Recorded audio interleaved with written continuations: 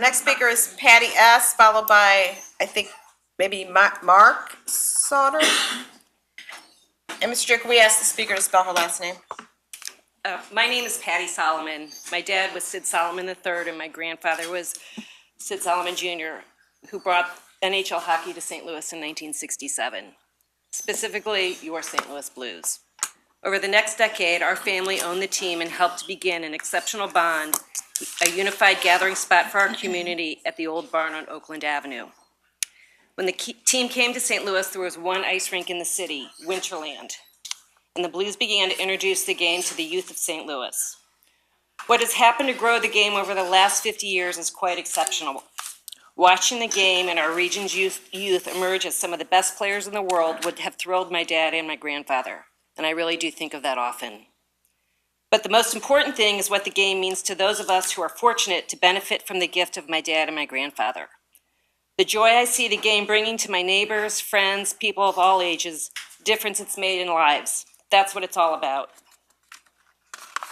It's no longer about the memories, it's about the game it's about what the game means to us today and what we need in the future so the next generation can celebrate and participate in the great game of hockey. That's boys and girls, men and women, white and black, no distinctions, no boundaries.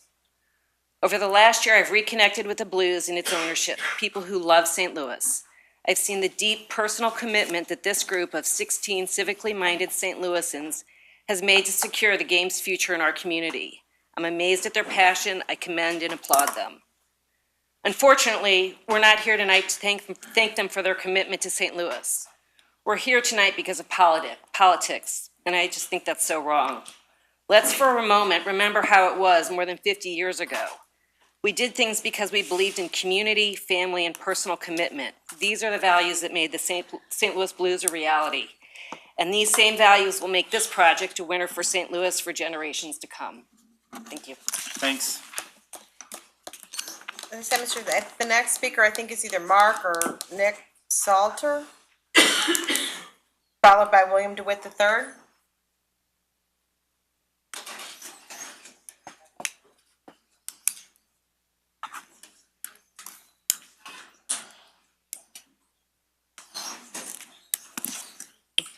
William DeWitt III, followed by Patrick Quinn. He's coming down. Do it. Good evening. I represent the Cardinals and support this project on a couple levels. One, ever since the Rams left and we failed to get MLS, it was pretty clear that we needed to come together in the sports community. And I think we've done that with the Winter Classic and other projects with the Blues.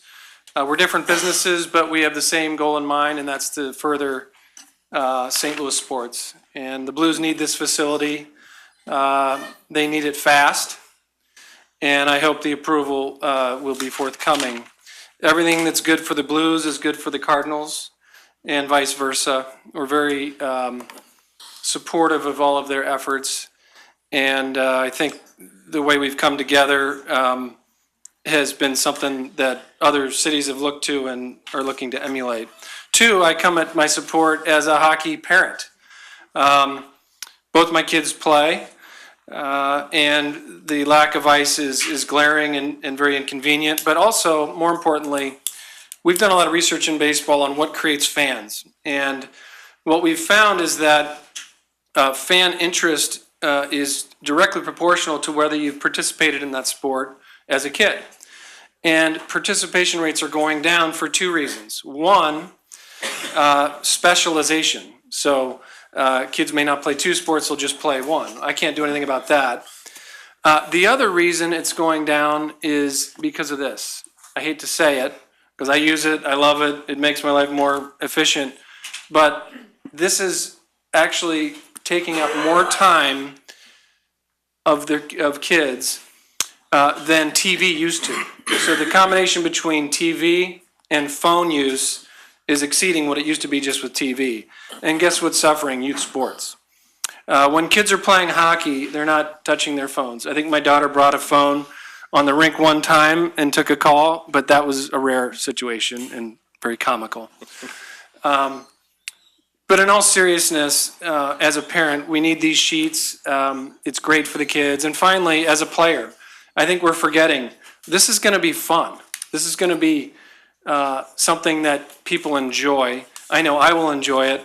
And I know these are complicated issues as it relates to siting this building, but we've enjoyed Creve Car Rink and we enjoyed Creve Coeur Park. Queenie Rink and Queenie Park. We've enjoyed them both, and I think the same can happen here. Thank you. Thank you. Next speaker is Patrick Quinn, followed by Olivia Ruzicka.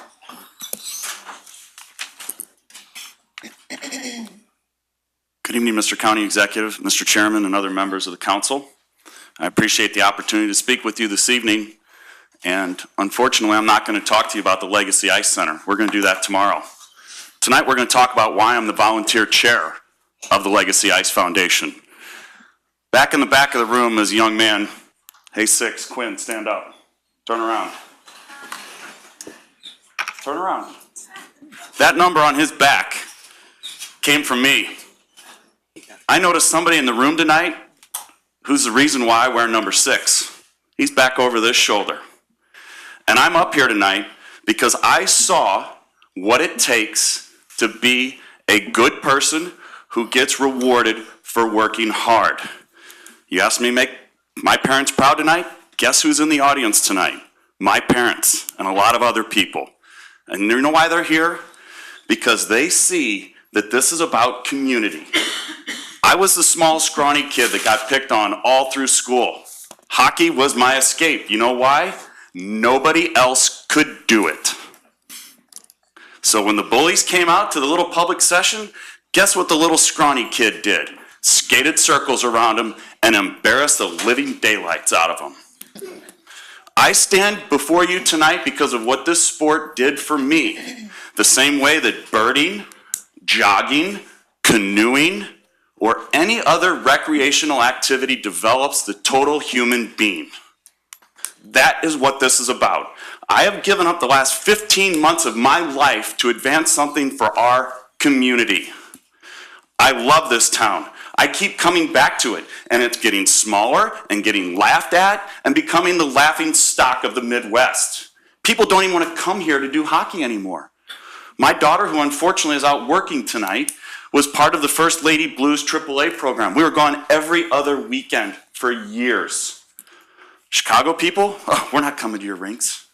We're not going there. Well, guess what? 5 kids from St. Louis went in the first round of the NHL draft last year. 50 young women have gone on to play college hockey out of this city in the last 8 years. 50. One of them's at Middlebury. She never would have had a chance to get to do that, but she was a hockey player. That is what this is about, growing people. And we all get to love parks. Parks are for everyone. They are for everything that we can possibly think about doing. And if you look at what 6F says, and I'll go into this into great detail tomorrow because my name is on this, and a lot of millions of dollars were taking the risk that we're going to do this, but 6F says that ice skating and swimming are outdoor recreational activities that can be done undercover. And if we're not seeking any federal funding, which we are not, they can be in this particular place. So stick to your word, stick to what you supported, and give these kids and everyone else in this community what they deserve. Good night. Thank you.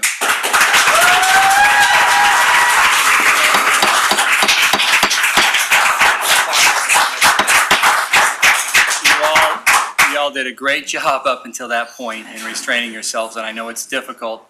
There are folks in both sides, but I would ask you to be respectful.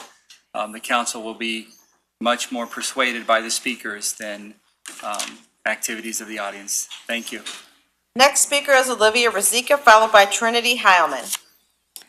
Thank you for letting me speak. I just want to say, almost every week we have 3 to 2 practices, and I have to go all the way to Wentzville, which is an hour away from my house, or I go all the way to the ice zone. And it would be nice to have this because we would have a place to call home, and we can do open skates and bond with our team. And I think it would really improve the hockey community. And thank you for letting me speak. Thank you, Olivia. Next speaker is Trinity Howman, followed by Andy Strickland.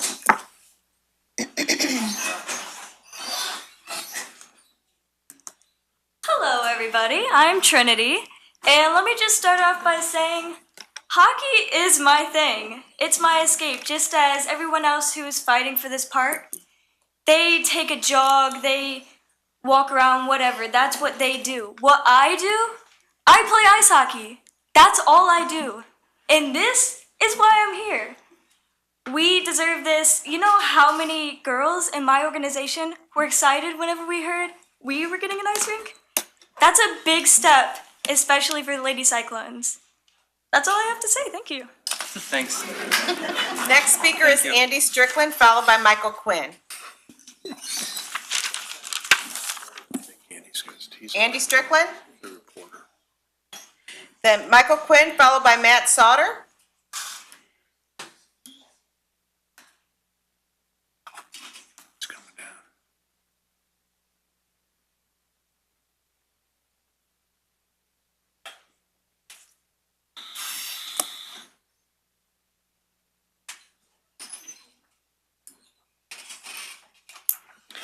Hi, my name is Michael Quinn, and I play for the 03 AAA Blues.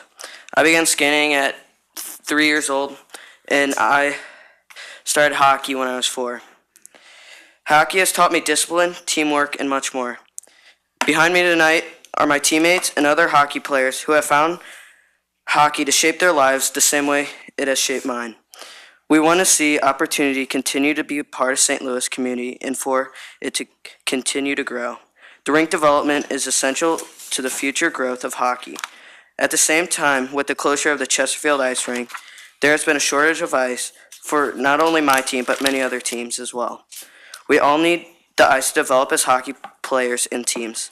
St. Louis needs the development and needs your support. Thank you. Thank you. Next speaker is Matt Sauter, followed by Laura, we can't read the last name, I'm sorry, Mr. On Green Lawn. Matt. Good evening, how are you? My kids have played hockey since they were 5 years old. They're now 15 and 17. I have a passion for hockey. I also have a passion for the outdoors. I spend a lot of time in a lot of parks, Forest Park, Creve Coeur Park. And I've read, I'm a lawyer by trade, so I'm a big reader. I've read everything out there that I could get my hands on, both pro and con. Like Joe, who spoke, the third guy to speak, I've had some reservations because I love the outdoors and I love hockey. And so I've read everything I could read to try to make an informed decision myself as a citizen. And I've read mostly from people who are against it, or against this hockey rink, but I haven't read any logical argument as to why these two passions, a passion for hockey and a passion for outdoors, can't coexist in the same park like they do in other parks around here. I've not seen one logical argument. I've seen speculation, ideas about what might happen, but not a logical argument about why they can't coexist like they do in other parks around here. And I would plead with you, my wife and I have personally made a financial commitment of our own to build this facility. I would plead with you not to go back on what you've already done and do this for these kids. Thanks. Laura, followed by Margaret Hermes. Mr. Chair, if we could ask the speaker to spell her last name. Chauvin. My name is Laura Chauvin, born and raised here in St. Louis. Among my very earliest memories of my mom was, she's New Englander, was skating with her. She taught me how to skate. And she didn't teach me how to skate on Boston Common or Beacon Hill or her favorite sheet of ice in the world in New England. We learned at Shaw Park. We skated together in Forest Park. So when my husband, Kentucky-born, would see me going off with my children, my nieces and nephews, my mother and father's 10 grandchildren, bending over backwards, skating backwards every weekend, he would say, "What are you doing this for?" And my response was, "I'm from St. Louis, and this is what we do here." We bend over backwards in many ways for our children. It was not long before he really understood the magic of the ice for our family and its power to bring a family together. He understood it because our oldest daughter, who had Asperger's and a host of other physical challenges, and I would spend time together. It was a welcome therapy for her. It encouraged her to grow strong and confident. He understood that with my son, who had an unstoppable energy that the ice helped him with. It helped him to develop as a leader. It was great. It spent a lot of time together as a family, mostly traveling out of town for hockey tournaments, but for me, this was a great chance to say to him, do you get it now? He does. My son, now 15, has chaired events for Wounded Warriors for the past 4 years. He's hosted for the Gateway Locomotives a showcase with his own team, celebrating those athletes' strength, commitment. He can't wait for the Ice Center to open and be another great part of the place our family loves. So Jack is on the ice right now, or he'd be here to say this himself. But when I told him about your change of thought on this, Councilman Page, he was sort of incredulous, and he said this with the clarity of a teenager.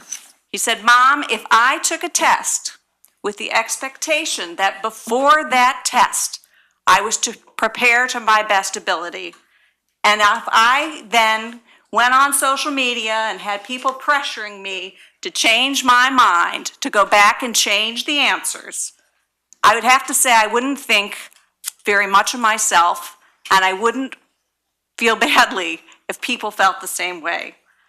So it seems like if you are thinking and doubting that you did your best the first time, I want to tell you and reassure you, having worked on and looked at this rink from every angle, you did your best. You can go forward with the full confidence, the confidence, if you will, of a hockey player, and stick with your decision for the kids in St. Louis. Thank you. Thank you, Laura.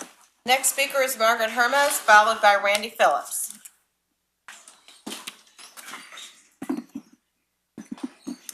Good evening. Thank you for this opportunity. My name is Margaret Hermes, and I'm here representing Momentum's Environmental Action Group. I would like to thank Chairman Page for seeking to put the brakes on the proposed Ice Center project and for the courage to speak out. The next line that I have typed here is that I would also like to express serious disappointment in the tone of recent remarks made by County Executive Stenger. Under the circumstances of this evening, I don't think I have to go into the next two paragraphs. Sheila Sweeney, CEO of the St. Louis Economic Development Partnership, continues to pretend that, quote, the grading work is not related to anything other than stormwater management. The only thing clearer than Ms. Sweeney's deception before this body 2 weeks ago is the transparency of her deception. Blues fans who support the club's effort to build a hockey megaplex should urge the team to build it away from a park that has been funded under the Federal Land and Water Conservation Act that mandates the park be maintained for outdoor use in perpetuity. Everyone will be better served if it is constructed instead in one of the many locations in the county that are already paved and in need of economic development. The attorney for Legacy Ice kept stressing that this is a public facility. That is not the same as outdoor use, just as a library is not a park. There have been many heartfelt comments from hockey players and parents and proponents about how much they want this project built, but there has not been a single convincing argument why it should be built in a park. Thank you. Thank you. Next speaker is Randy Phillips, followed by Peyton Wannenberg.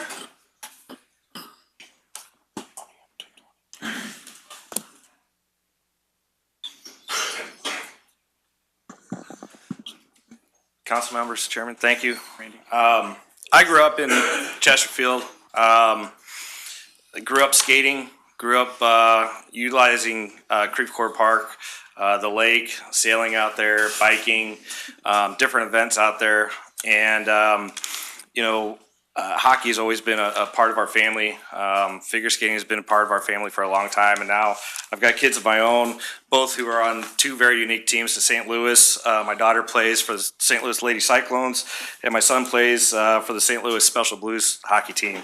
And, we're starting to see the effects of shortage of ice with them cutting down on some tournaments and stuff for my son's team and stuff. My son, seeing him get on the ice for the first time, having some problems with balance and hand-eye coordination and stuff, and seeing him get out there and start playing hockey, he's learned some things that he's taken outside of hockey with him. To see him skating on his own after about 2 years with the team is just amazing. And so, things that he's learned on the ice, he's taken in other aspects of life with him as well. He goes out there and skates by himself. The other thing about these teams, it's brought something to the family that everybody brings joy to, as far as something hockey as a whole brings these two together, as well as my older one. Gives them something to talk about all the time and something to look forward to. As soon as he started playing, that's the only thing he looks forward to throughout the week. And now over the summertime, he keeps asking, when does hockey start? When does hockey start? So we're definitely, in favor of a facility like this. Thank you very much. Thank you. Next speaker is Peyton Wannenberg, followed by Steve Wannenberg.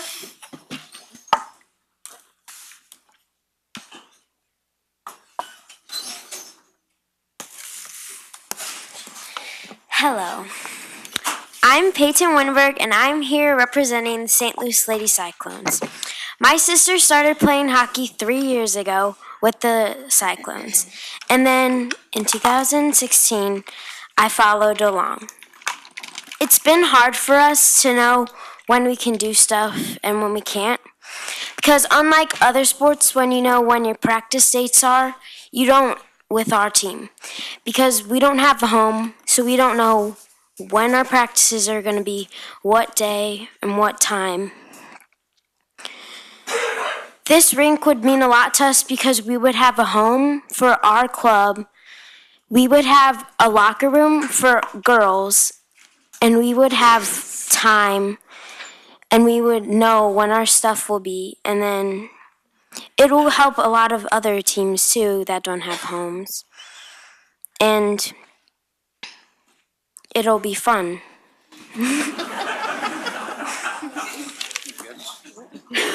Thank you. Mine's a little bit longer than that. Hi, my name is Steve Winenberg. I'm a lifelong resident of St. Louis County. I currently reside in Chesterfield, just 8.5 miles from this proposed facility. Married, have 2 girls, ages 10 and 12. Never in a million years could I have imagined my daughters would have any interest in playing ice hockey. But on December 29th, 2014, that all changed. The St. Louis Blues held one of their first stride events designed to introduce the youth of the St. Louis region to ice hockey for very little cost, and my youngest child became addicted at the age of 8. That day, we also found out about the St. Louis Lady Cyclones, and we've been part of that family ever since. The St. Louis Lady Cyclones are a bit different than other youth hockey organizations in the area. We're an all-girls club. We're an all-girls club for starters, but we have girls from all over the region and even further away, like Springfield, Missouri, and Nashville, Tennessee. It has been a tremendous impact on my girls, giving them the confidence to compete in traditionally male-dominated sport and to achieve success doing it. Our biggest challenge has been that we don't have home ice. We travel all over the region for practice and games and make it all work. Our club has worked very closely with the Blues to make sure that we are successful. As the sport becomes more and more popular, we are challenged with finding enough available ice to grow our players. We're fortunate last year to be able to spend a lot of time at Scott Trade Center for practice and games. What an awesome experience for all of us. Unfortunately, youth hockey in St. Louis has lost 3 sheets of ice as the Hardee's Iceplex has been completely demolished, making it even tougher to find open ice. Now I want to switch and put on another hat. While I'm a husband, father, and Cyclones coach, I'm also a planning commissioner for the city of Chesterfield. I was very involved in the new plans for the Hardee's Iceplex. My job as a commissioner was to decide if the new plans for the property fit within the city's comprehensive plan, and that use was appropriate for the site. In that case, it is. As I think about the St. Louis Ice Center proposed for Creve Coeur Park, it's hard not to get emotional and excited, but there's also a need to be objective. What a great addition to an already great park, centrally located in St. Louis County with easy access from everywhere. I've heard concerns ranging from bats to parking to indoor versus outdoor recreation. So in preparation for this meeting, I spent a lot of time reviewing information on the Parks and Recreation web pages. Kennedy Recreation Complex in South County, home of one of the county ice rinks currently, was created with a grant from the Land and Water Conservation Fund similar to much of Creve Coeur Park. It was interesting to find out that Quail Creek Golf Club, a private entity, has had a lease from the county since 1986 and currently runs through 2029. Another county park with an ice rink was Queenie Park. Built in 1978 with an indoor and outdoor rink, the outdoor rink was later enclosed using private money. In closing, there's really nothing being proposed for Creve Coeur Park that hasn't already been tried, tested, and proven successful elsewhere in the county. Fully support this project and I'm excited to be a part of it. Thank you. Next speaker is Taylor Windenberg, followed by Kelly Span. I been playing hockey for almost 3 years now, and since we never had a home since I started playing, I think this should be a good place to have it. So, yeah. Thank you. Next speaker is Kelly Span, followed by Abby Coleman.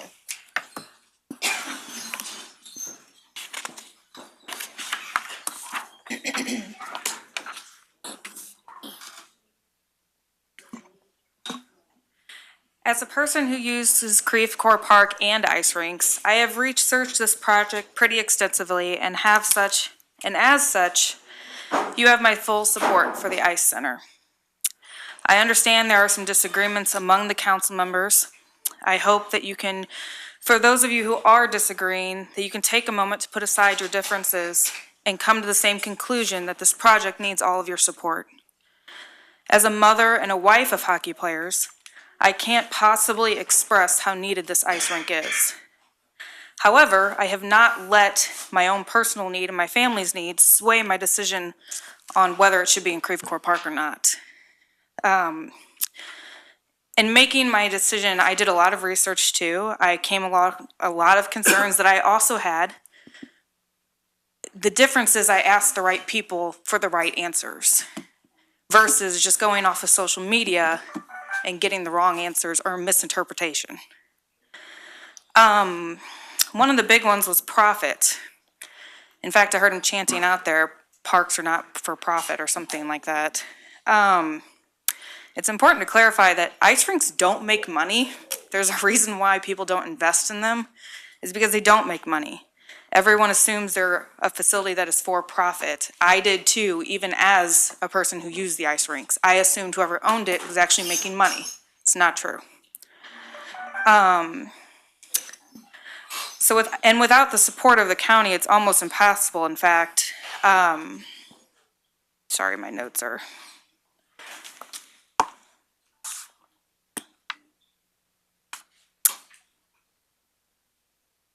Anyway, I'll just wing it, whatever. So I have a husband who plays hockey who can now no longer play hockey because he has no ice time. His team has disbanded. They can no longer get together and play. I have a 14-year-old who's sitting back there watching me, who aspires to play for Team USA and be drafted in the NHL as a goalie. They used to practice 5 times a week. That's what they have to do to compete with these other teams. They're down to 1 to 2 times a week. And that's good, honestly, compared to some other teams that are getting 1, sometimes none a week. I also have a 2-year-old who cannot wait to get on that ice and be like his big brother and his father. He also can't wait to watch a Zamboni go over and over and over and over again on the ice. I truly do support this. I've researched it countless times. Somebody said, why a park? And it is the funding. That's why it needs to be in a park. It's the funding. You have families coming from not only the funding, but and the location. You have families coming from all over the place to play on ice rinks. It's not like running where you can just pick up and you can pretty much Mr. Chair. run anywhere. Thank you. That's my support. Next speaker is Abby Coleman, followed by Kendall Turner.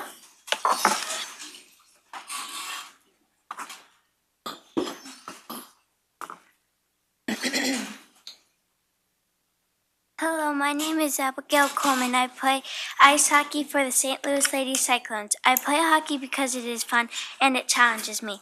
Hockey has always taught me to work hard and that I can do anything I want as long as I work hard. It has taught me about teamwork and dedication.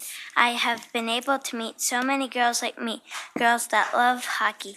I have made many friends playing for the Cyclones. I think that the St. Louis Ice Center is important because it will give us a better facility and it will be the first home rink for our club. It will give girls hockey an opportunity we couldn't get anywhere else. It will help many other hockey players and ice skaters too. Thank you. Thank you. Next speaker is Kendall Turner, followed by Kelly Winenberg.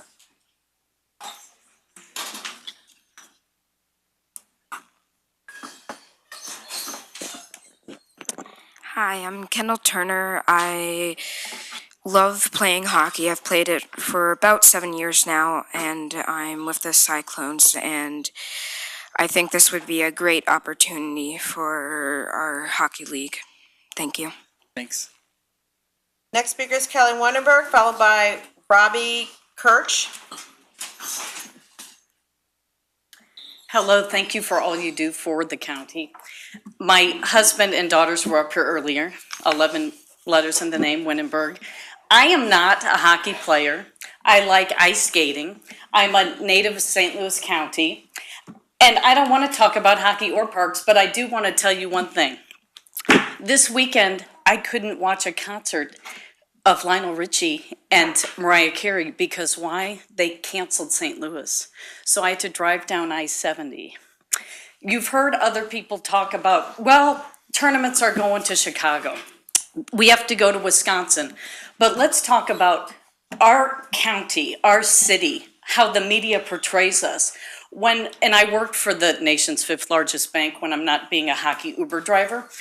When I hear meetings getting canceled due to the unrest in Ferguson, meetings that were in Clayton on Hanley Road, meetings that were in Chesterfield at a branch.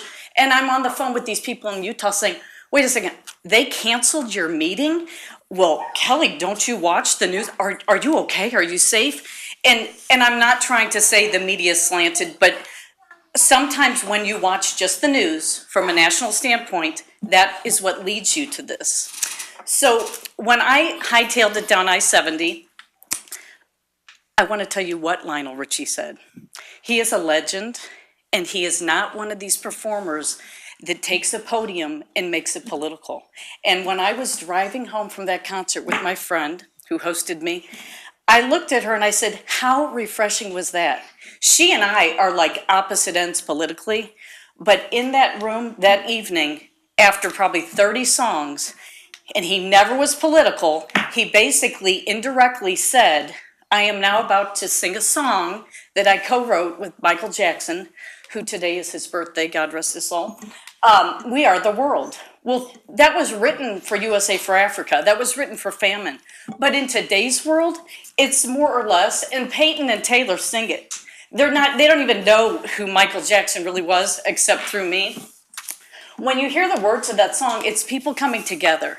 And you look at this room today, and I hear mumbling all around me because I'm wearing this, but I'm really an Uber driver in a way, disguised as a hockey mom who just wants everyone to play together. And when Lionel Richie sang that song and basically said, look at us, and all the lights were around Sprint Center and said, we are all together.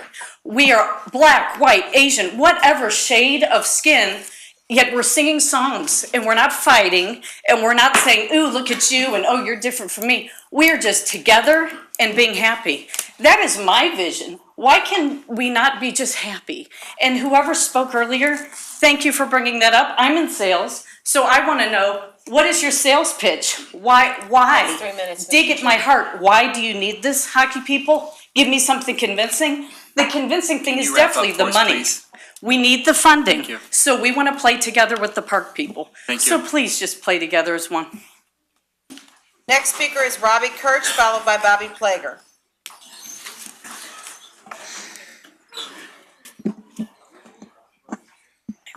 Good evening. Thank you for your time. I grew up in St. Louis, and I played hockey here since I was 11 years old. I first started playing at the Creve Coeur rink, where it's still located to this day, and I still remember when we first started talking about the Hardee's Iceplex. The excitement as a youth player to hear that a 3-sheet facility was going to serve us to help us grow and chase dreams was an exciting moment that I'll never forget in my life. I think it's safe to assume that scores of youth players will be devastated to learn if this project doesn't move forward. Those same kids will miss out on the important things hockey taught me, which is hard work, perseverance, and how important a team is to a happy and successful life. Playing hockey provided me the foundation and confidence to help me chase my dreams to become a professional hockey player. While I was not able to attain that goal, 5 young men were selected last year in the first round of the NHL draft. Those men were allowed to chase their dreams and made it because of the great youth programs here. In my opinion, it's important to build on the momentum by delivering this project that would make St. Louis the hockey mecca of the Midwest and provide more young St. Louisans the opportunity to chase their dreams in the hockey realm. Please stick to your commitment and allow this exciting and well thought out project to move forward. Thank you. Thank you. Next speaker is Bobby Plager, followed by Nick Cameron.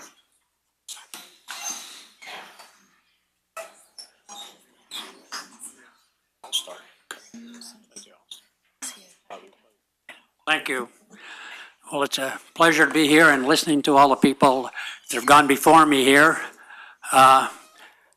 Patty Solomon, when she come up here, her father, Sid Solomon, the third, Sid Solomon Jr., they're the ones that brought hockey to St. Louis. They brought the St. Louis Blues here in 1967, and I was a part of that team. I've been here and with the Blues for 51 years.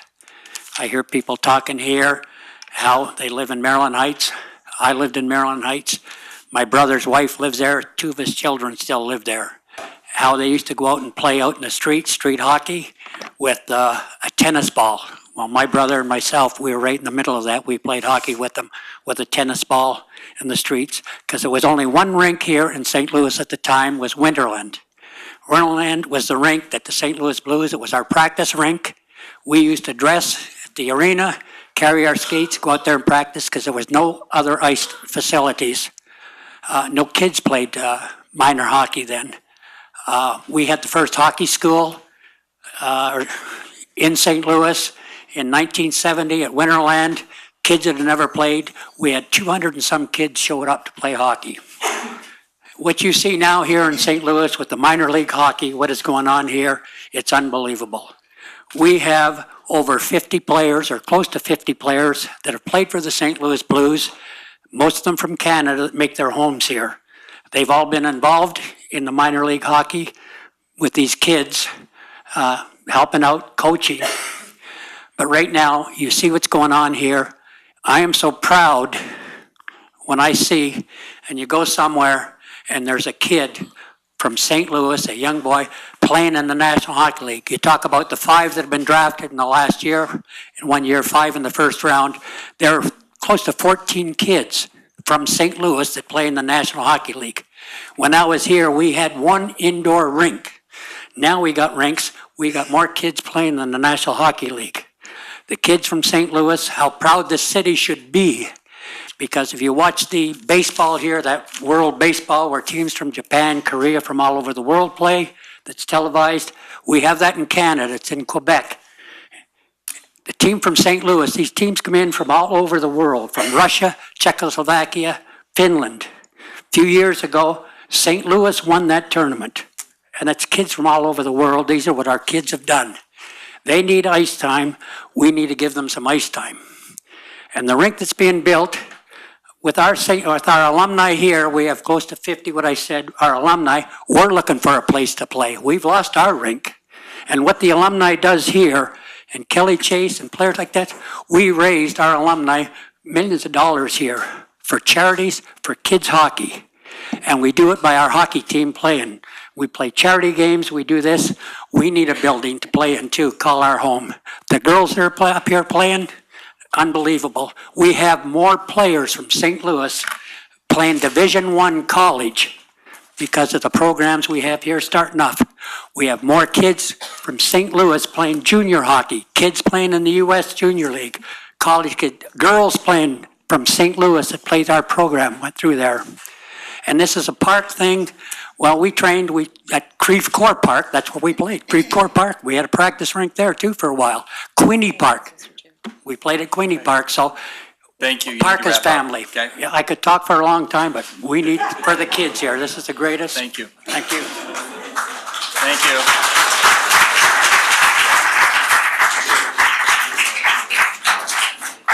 Next speaker is Nick Cameron, followed by Ella Jane Cameron.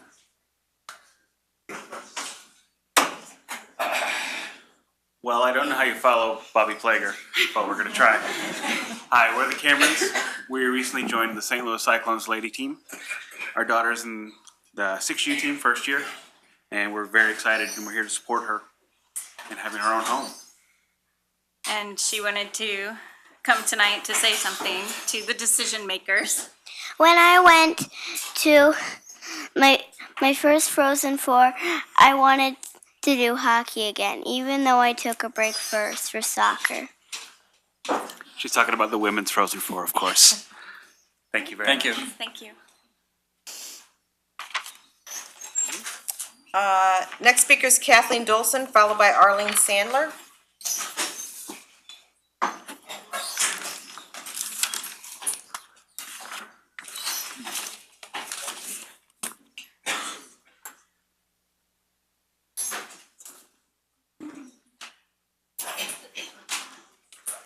Thank you for letting me speak tonight.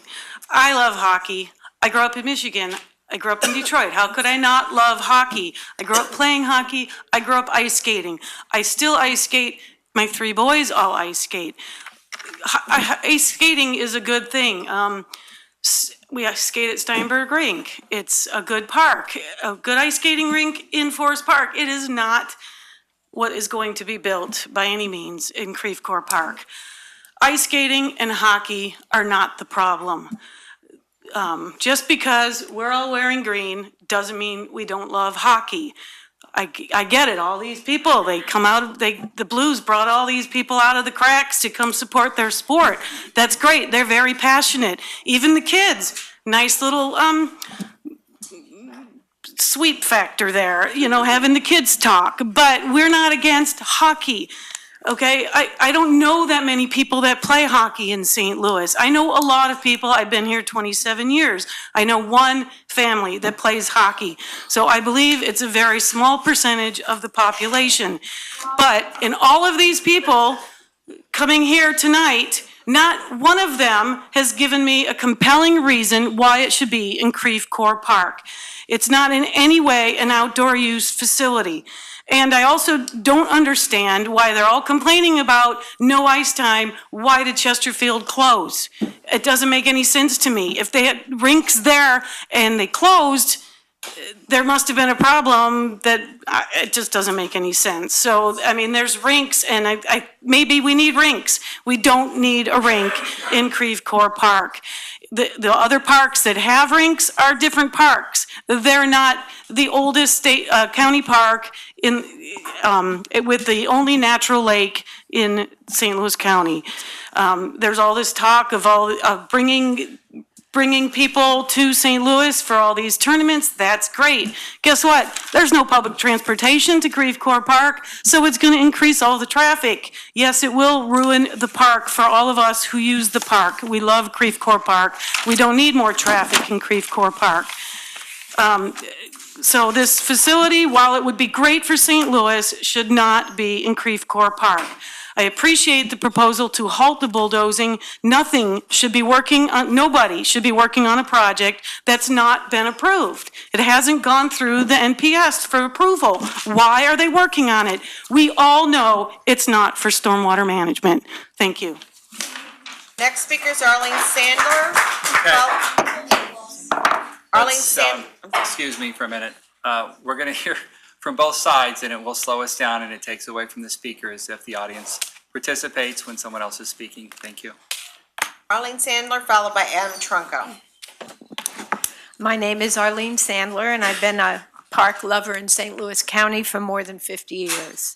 Aside from what seems like the unequal trade-off of diminishing the outdoor recreational enjoyment of 1 million park users a year for the benefit of several thousand skaters and a privately owned sports team, and aside from the fact that there are other locations in St. Louis County with infrastructure in place for a project like the proposed ice facility, there is one question that I hope council members will ask themselves.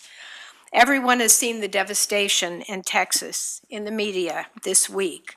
What will it take for elected officials to understand that there should be no construction in a floodplain? Thank you. Next speaker is Adam Trunco, followed by Alex Stewart. Adam Trunco. Then Alex Stewart, followed by Dean Lyon. Alex Stewart. Dean Lyon, followed by, it's either H. Dean Lyon or A. Dean Lyon.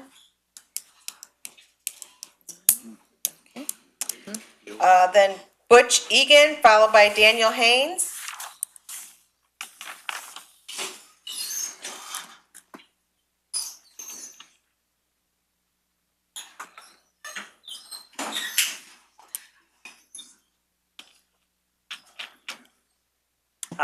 Hi, and thank you. I appreciate your time. I know it's getting late, so I'll try to be brief. My name is Butch Egan. I'm a resident of St. Louis, been a resident my entire life. I'm a hockey dad. I have a 10-year-old son that plays for the African Americans, but I'm not really here about hockey. I know that's what it would seem like. I'm really here as a member of the community of St. Louis. I really do believe that this is something that St. Louis needs to move forward. We've had some negative publicity about our town. As a parent, and I travel with my son, we go to tournaments in other cities. We see the facilities that those cities have, and it seems like we're being bypassed, or we're being passed by those other communities that are much smaller, have less population. It's not the great things that St. Louis has to offer. I think it's imperative that we move forward and try to put something, not just for hockey, and I think putting it in the Creve Coeur Park area, I think both of those things can be accomplished at the same time. I don't think neither one is mutually exclusive to the other. I think it's an opportunity for us to put St. Louis back on a map and back in a favorable light. Thank you. Thanks. Next speaker is, I think it's Daniel Haynes, followed by Audrey Ablin.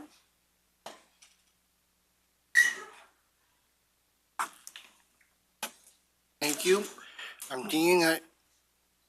I'm here for the players that have hard night. I actually play hockey. I was turned 10. I'm being started. So it's a raise our ice time to Clayton, whoever. If you want me to let me do it, I gladly do it. So you have no money left, and you put the money in. So all you do is add up money in. You keep it in money at Clayton. They will help us a lot. So I would be honored to help the kids growing up. People need help, something, like kids, and they're all the time skating. It's never been started, about 21 years I started. So I'd be honored to help you guys a lot, and I'd be honored to help you guys a lot. So I really want to help people, learn, play hockey, how long you started, the years, how long you had before. We don't know what exactly we're doing. So Kelly Jason started the whole thing. Kelly Jason, I really be honored to help you a lot. He always come help us a lot. Not most of the time, just measure time. Kelly Jason's not a friend of mine. I was his kid. So, Coach Jesus, he just told me, he said, Dan, I said, yes. What do you do? Tell us to teach the kids to play hockey sometime. Not like all the time. Sometime.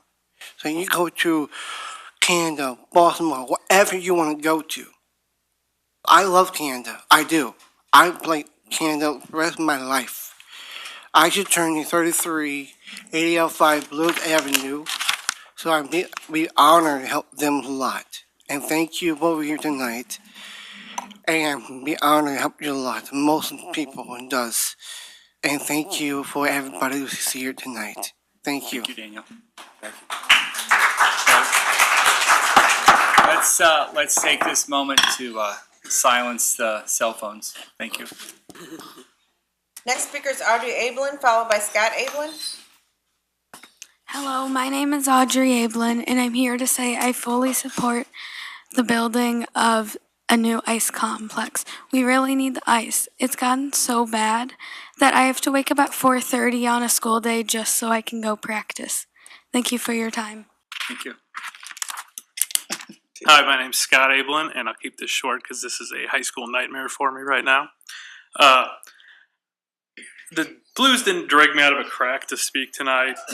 I came to support my daughter, who loves this sport, and as she stated, the lack of ice time is becoming a big concern for children all over the place.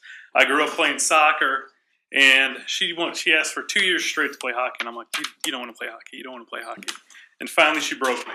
So I took her to the Lady Cyclones to play, and I couldn't have made a better choice for her or our family. It's the most inclusive sport I've ever been a part of. It's a total family atmosphere, and if people knew hockey more, I think they would understand that we need more ice time, and that's it. Thank you. Thank you. Next speaker is Mandy Wheeler, followed by Brighton Wheeler.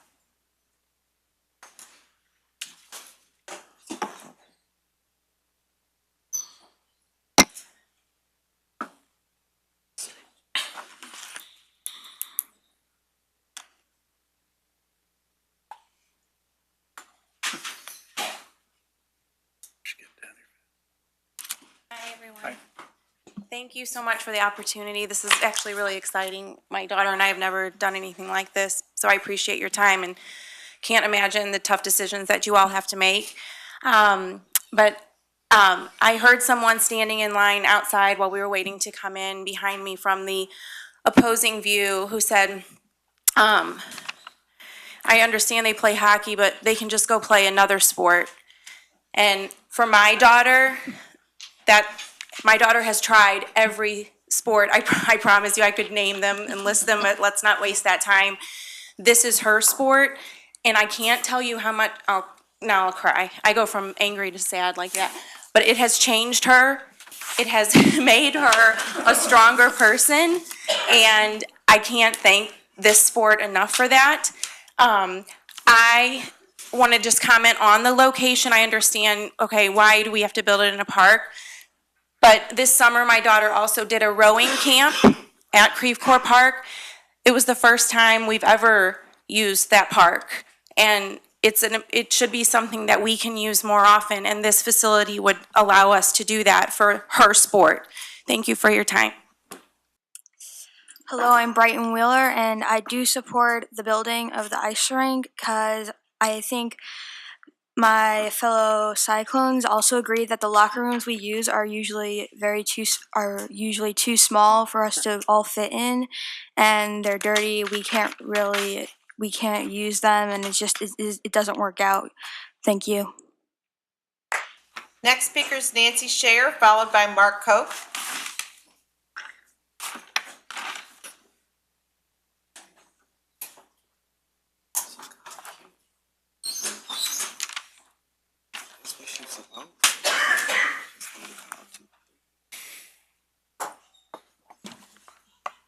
Hello, everyone. Thank you for your time. The central mission of Creve Coeur County Park is to provide open space for outdoor recreation, and that mission is jeopardized by special interest groups such as the ones that support the Ice Center and their encroachment on the open space provided by our county facilities that are in large part exclusive to their own needs. If this facility is truly needed by the state and community, and certainly from everybody here today, I see that it is. I don't think there's any dispute that they need more ice time. That's not the point, right? And there are numerous other tracts of land better suited to that type of development, with its large footprint and 1,000+ parking spaces. We do not want to trade the benefits of open space for a large development with its considerable visual, auditory, and environmental impacts. So although there may be a very well documented need for the St. Louis Ice Center, there is no reason that it has to be built on public parkland. This type of private facility should be developed on land that they purchase and get organized with a developer, and they can build it anywhere else that they like, where the mission is not to have outdoor recreation and have that be severely restricted. And if this construction were to proceed, where are the revenue figures for the compensation that should be provided to the county for the use of the land and the habitat loss mitigation? Building of the St. Louis Ice Center would negatively impact existing park users with their expected use of the parking lot at Sailboat Cove, as is documented in their own graphics, which already regularly exceeds capacity. In addition, the traffic issues that result from the regular flooding of the park access roads would just be exacerbated by this additional development.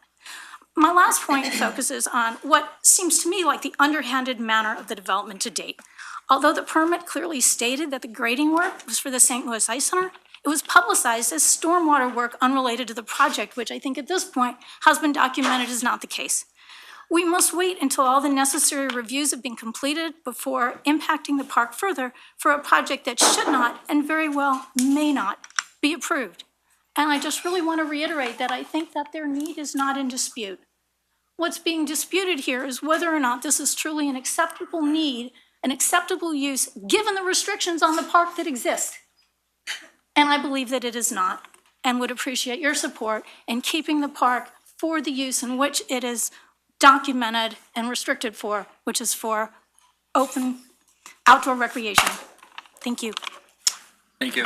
Mr. Chair, can we ask the speakers to please adjust the mic as necessary and to try to speak directly into it? Thank you. Please Marty? do as the clerk has asked.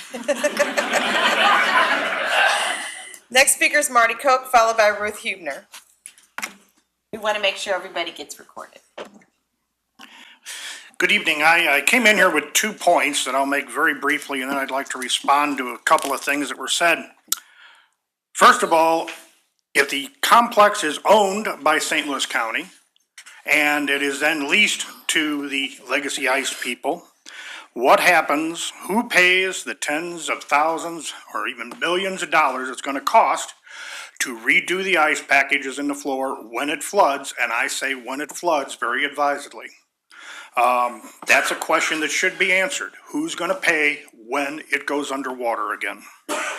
Second thing is this, I don't know whether the council's aware of this, but this, by my count, is the 9th privatization in Creve Coeur Park alone. We have multiple soccer organizations that have exclusive rights to fields there. We have a golf course. We have a restaurant. We have a zip line operation. We have a nonprofit who's headquartered there, Forest Relief. And we have the St. Louis Rowing Club has a privatization in there. I believe that the total acreage that's being privatized should be looked at. 9 in this park alone, not to mention the privatizations that are occurring in other parks in the system. I'd like to respond to the gentleman over here who said that the grading for drainage, he stated that that area did not drain into either of the 2 creeks in the area. If that's the case, it should be a lake there rather than dry land. It has to drain somewhere into one of those 2 creeks. It has to, or there be another lake there. The gentleman also said that it will be a public facility.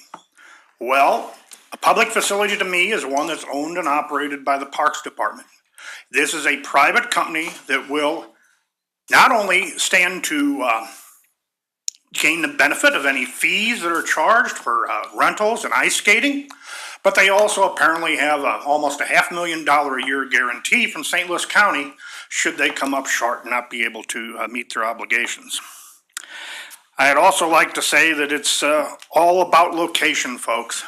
not one, I don't usually speak for other people than myself, but I think I can safely say, not one person that opposes this is opposing the facility or the need or the usage. But we do oppose the location. It is inappropriate to build in a floodplain and in a park that is predominantly outdoor and conservation related.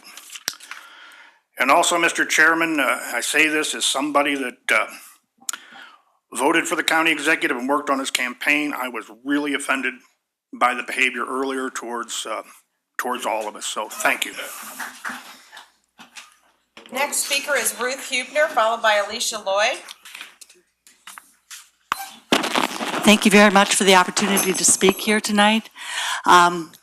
I come here as a private citizen, and I was a hockey Uber mother for 10 years in Wisconsin. And I fully support the idea of having hockey facilities in St. Louis. And very much a hockey advocate. But I do not support the site that you've chosen for this in Creve Coeur Lake Park. I live right near the park and go there every week. The thing that makes Creve Coeur Lake Park unique is not only just the lake, which is pristine and beautiful and shimmering, and one of the reasons why people come there is for that lake. But what it also makes it unique and why it shouldn't be built there is because of the floodplain, and many people have spoken to this.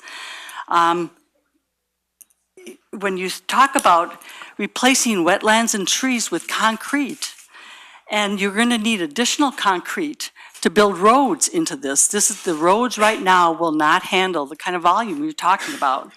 You only need to look at Houston to know what happens when concrete replaces natural ways of handling excess water.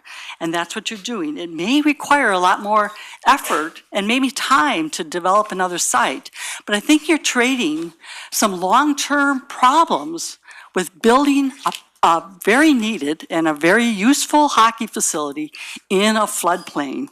And you're trading those because you want a more convenient or short-term solution. And what drove me, I've never come to a council meeting before, but what drove me to come tonight was my sort of sense as I drove through the park last week and realized that all the trees had been chopped down, and I saw in the news that they were being trashed like garbage. And I felt betrayed by the city council, which I was trusting to make the right decision. I felt betrayed because the land had been leveled before we had fully understood that it was approved. And it felt like being bullied, like you were saying to us, we're going to do what we're going to do, no matter what, because we're going to do it. And I talked to somebody when I was riding my bike on the Katy Trail from Illinois. She said, gee, they chalked down all the trees. It must be a done deal. I said, I don't think it is a done deal yet. But it gave that message that it had been approved and that work was going forward. So it felt bullied as a private citizen. Thank you very much for your time. Thank you. Next speaker is Alicia Lloyd, followed by Gwen Wallman.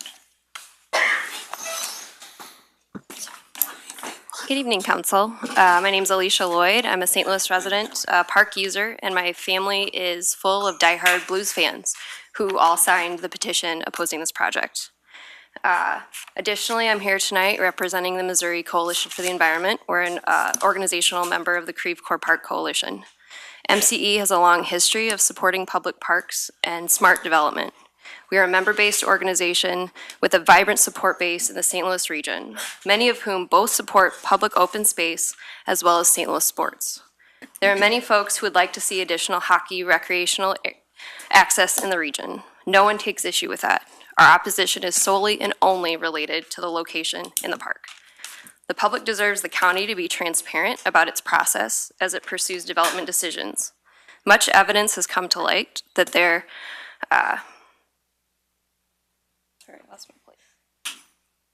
that this is not what has transpired to date regarding this project, and the county has legislation before it tonight to do the right thing, take a pause, and try to remedy those actions. There are always trade-offs in public policy, making decision-making challenging. but as elected officials, you're entrusted with the responsibility to represent the public interest. Advancing this project does not advance that interest.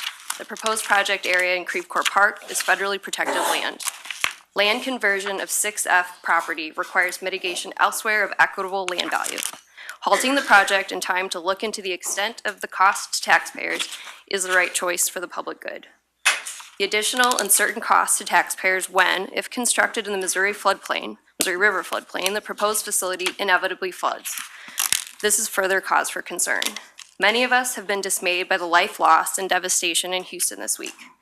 Yesterday's Post-Dispatch editorial board's article helped remind the St. Louis region how human development created the conditions for these horrific events and encouraged us to make smarter choices. Floodplains serve important flood relief functions.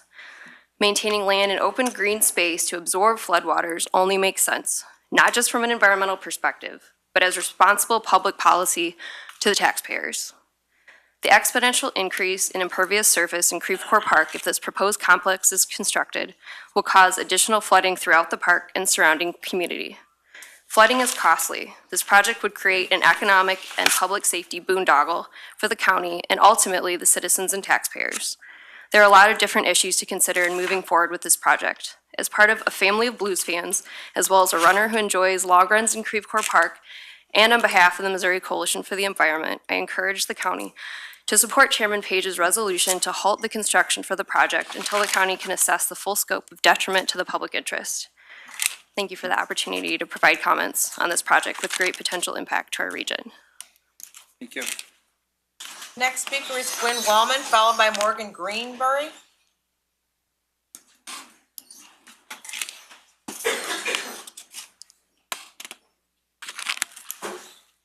Good evening. I'm here to object to the investment of taxpayer revenues in public land in a Creve Coeur Park ice arena. My objections go beyond location. An important question, why do ice arenas keep failing? Ice arenas are enormously expensive to build, maintain, and operate. Misjudgment on any one of these aspects means failure. One website says you should take supporters' projections and move the decimal point one figure over. Athleticbusiness.com says, quote, venture capitalists, lending institutions, and investors recognize the failure rate of ice arenas, making it almost impossible to obtain funding for such projects, unquote. And, quote, ice facilities are quite honestly inherently poor investments. Capital and operating costs are both extremely high when compared to other types of athletic or recreation facilities, unquote. St. Louis County demographics don't justify the building of 4 NHL-sized rinks. The number of adults aged 64 plus is growing. Population younger than 24 is shrinking. Average age is 40. Average household size is 2.5 people. 67% are white, 52% female. Average household income is $61,000. 10% of county residents live in poverty. 14% county children live in poverty. How are these persons served by a massive ice facility? They aren't. According to County Parks' own 2017 public survey, only 6% of respondents rated a skating facility among their top 4 wishes. USA Hockey 2017 registration shows only 10% Missouri non-professional players are female. As for racial diversity, the NHL itself encourages new ice facilities to be located in inner city areas. Whether city or county, expense is exclusionary. The cost of keeping one kid in youth hockey commonly runs over $1,000 a year. Legacy says it will subsidize kids' participation, but taxpayers subsidize Legacy, and why should we prioritize ice hockey over other forms of sports and recreation? I strongly urge parents to look over hockey's concussion rate on the safekids.org website, safekids.org. Please Google search youth contact sports concussion hockey. Increasing public awareness of concussion risks makes future participation in youth hockey uncertain at best. There are a lot of other sports and activities that build teamwork, including volunteering. Can you wrap up for us, please? Oh, I'm sorry. And building a mammoth stadium in a floodplain in a flood-prone region is not progressive and should be inconsiderable. To sum up, the costly, oversized ice arena does not address the county's wants, needs, health, economic, or environmental best interests. Thank you. Thank you. Next speaker is Morgan Greenberry, followed by Maddie Charlton. Hello, my name is Morgan Greenberry. My favorite things to do outdoors are fishing, swimming, paddleboarding, running, and bike riding. But I really love playing ice hockey, whether it is indoor or outdoor. I cannot get enough lately due to ice hockey terms. I have lost a lot of places to play or practice. The St. Louis Ice Center will fill this void. You may wonder why ice hockey is so important to me. It has provided me with lots of opportunities to make friends. Hockey has also taught me to work hard, and determination pays off. Hockey has allowed me to become a leader and a teacher. I love to help other little girls learn to play the sport. Through hockey, I have learned to eat and sleep better and generally make myself a better person. I hate to see other kids like me not taking up the sport because lack of places to play.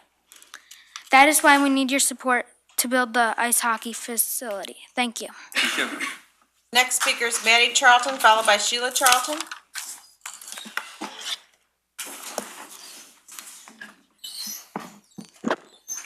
Hi, my name is Maddie Charlton. I am 100% for the Legacy Ice Center. It would be greatly appreciated by me and the St. Louis Lady Cyclones. Thank you. Thank you. As you can see, my daughter Maddie has been very passionate about the sport of hockey since starting about a year ago. And I just want to show our support for the center. I was a former collegiate athlete, and I can just speak for the fact that starting sports as a young player is very important. So we really do support the center, and we thank you for your time. Thank you. Next speaker is Dale Greenberry, followed by Chris Johnson.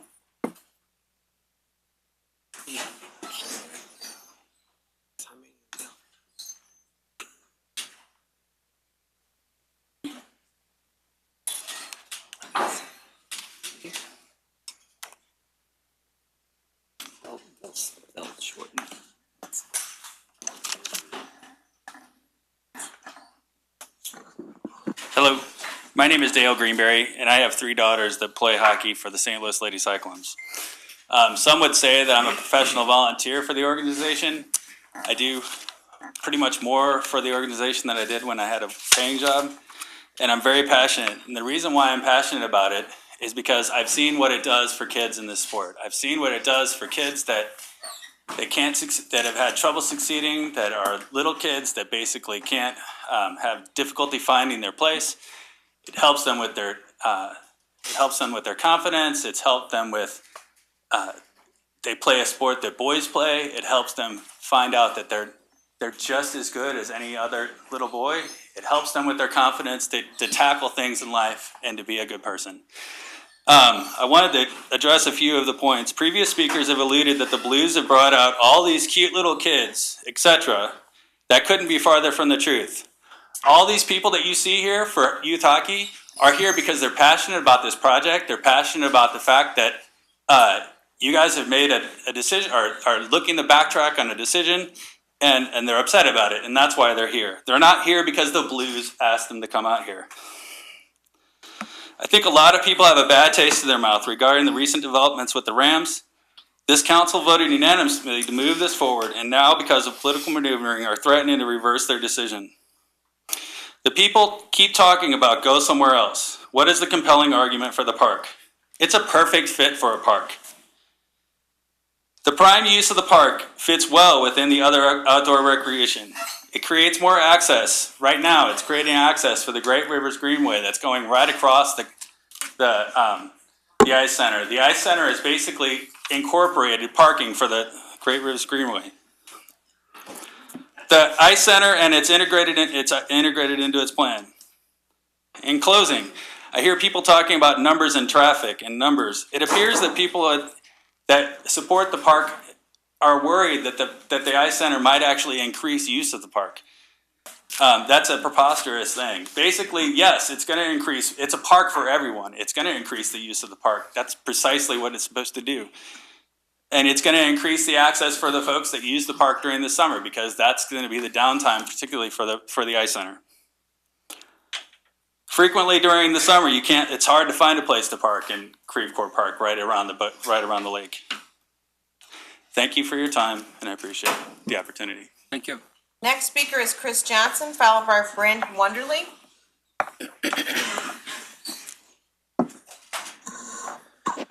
Good evening, Mr. County Executive, Mr. Chairman, council members. I appreciate the opportunity to address you. My name is Chris Johnson, and I'm the president of the St. Louis Lady Cyclones. I represent all the girls that you've seen here tonight, as well as hundreds of their family members. I am here tonight representing many who are here tonight, imploring you to finish what you started and allow this project to succeed. Hopefully you in particular, Mr. Chairman, saw the passion of these girls and find them just as irresistible as I do. I hear a lot of comments about trees, birds, parking lots, dirt. To me, it's about so much more. It's about kids.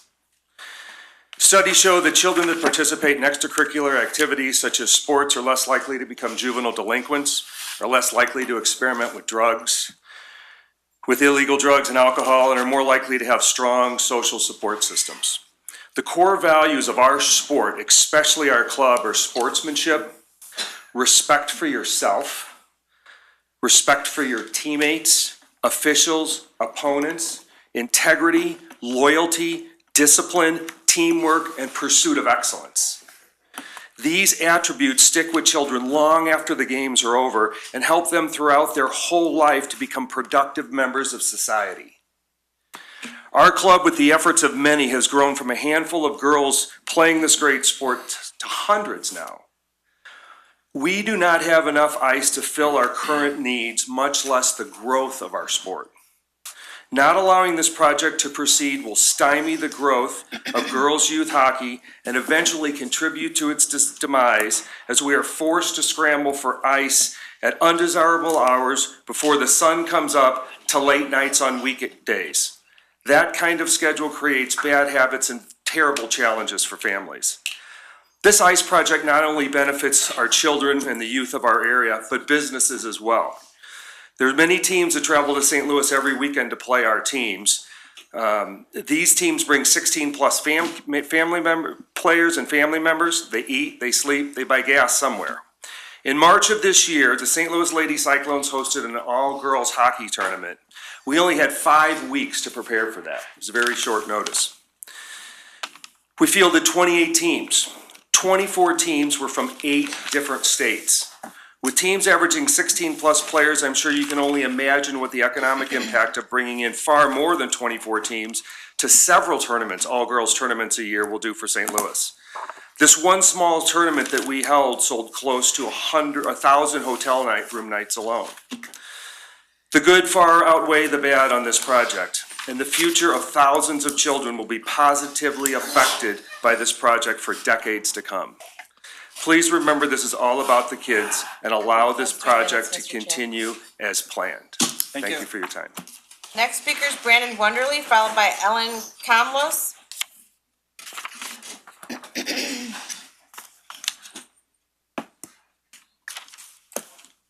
My name is Brandon Wonderly. I live in St. Louis County. I have 2 kids, play hockey, one for Afton and one for the Lady Cyclones. I'm a supporter of the St. Louis Ice Center. I hear all the other, talking points and things, and they're all great talking points. I can't give you anything more than what Chris Johnson or Dale Greenberry has given you tonight, or some of the other folks that support this, except for the lack of ice has actually affected my son this year, so it's not just conjecture. So I have a personal account of my son's ice time decreasing and becoming a little bit more erratic and at different times throughout the day. So that's my personal account. I support everything they said, and I just want to let you know that's not conjecture. Thank you. Thanks. Next speaker is Ellen Comlos, followed by John Comlos.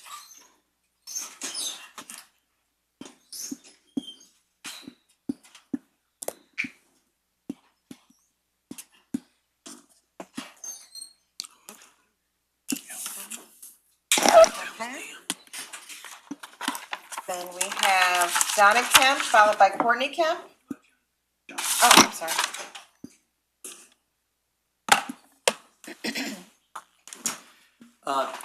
My name is Craig Campbell, not John Comlos. John asked me to speak. He had to leave.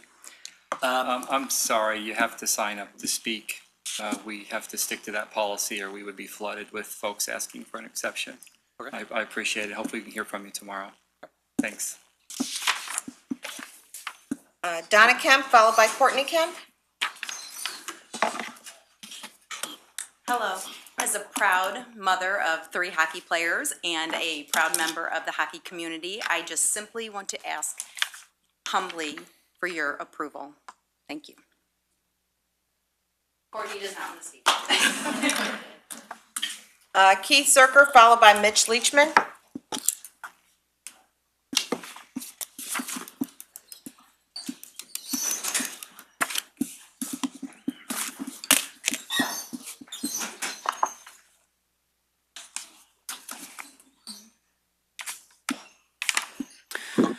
Good evening, everybody. My name's Keith Zercher.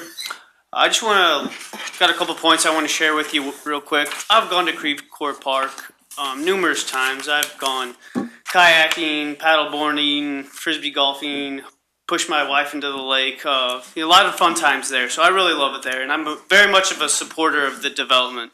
I think it would be a great addition to the park. I really do. Also, as a very involved person in our community and a young aspiring businessman, I think that this would be just a great thing for our region. It would have an awesome economic impact on our city, and we really need it.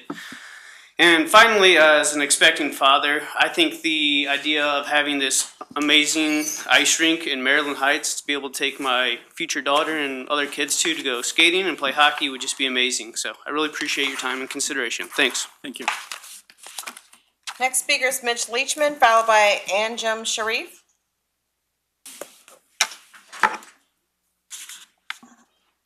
Good evening. Mr. Chairman, council members, my name is Mitch Leachman and I live in Maryland Heights. The Creve Coeur Park Coalition includes 8 St. Louis-based organizations that represent over 14,000 members across our region. Over 8,000 of those are in St. Louis County. Our supporters include teachers and lawyers, carpenters and politicians, seniors and, yes, young families, tree huggers and sportsmen, Republicans, Democrats, and independents. In short, our members represent our St. Louis community. In addition, our coalition began a Change.org petition less than 2 months ago that says simply, say yes to Creve Coeur Park and no to the proposal to convert 40 acres of public parkland to an indoor sports complex. Nearly 17,000 people have signed on, with over 4,500 in just the last 2 weeks. As we inform more of the St. Louis community about this issue, more of them express their frustration with government and displeasure with the Ice Center's proposed location. You have legislation before you tonight on this subject introduced by Chairman Page, and on behalf of all of our coalition's 14,000 members and 17,000 petition signers, we urge you to support that legislation to halt the current premature construction activities at the proposed site for the Ice Center, and ask the Missouri DNR and the National Park Service to hold their decision-making process while the council arranges for a series of public hearings and meetings to review the Ice Center proposal and its impact as currently planned. Representative government is not always neat and can even be messy. Most importantly, mistakes can be made and can be fixed. You have the power to fix the mistake of approving the St. Louis Ice Center for public parkland. Listen to the people, show them our government is humble and responsive, and vote for Chairman Page's legislation. I've got a little bit of time, and let me make one other point. There's been a lot of comments tonight about working together in community, and I'm a transplant. I moved here in 2000 from another M state called Michigan. They have hockey up there, those things called the Red Wings. I'm not saying I'm a Red Wings fan, but I do like hockey. But working together and being a community is a great idea. And there's a lot of properties around town and they could use redevelopment, they could use repurposing. And how much greater of a facility would it be if the proponents of this facility reached to our philanthropic community, the giving community that we are, and probably got major donations from major corporations to redevelop and repurpose an existing space that is just underutilized. Wouldn't that be even better for our community? I'll leave you with that. Thank you for your time and your service. Thanks, Mitch. Next speaker is Anjem Sharif, followed by Christy Heffernan.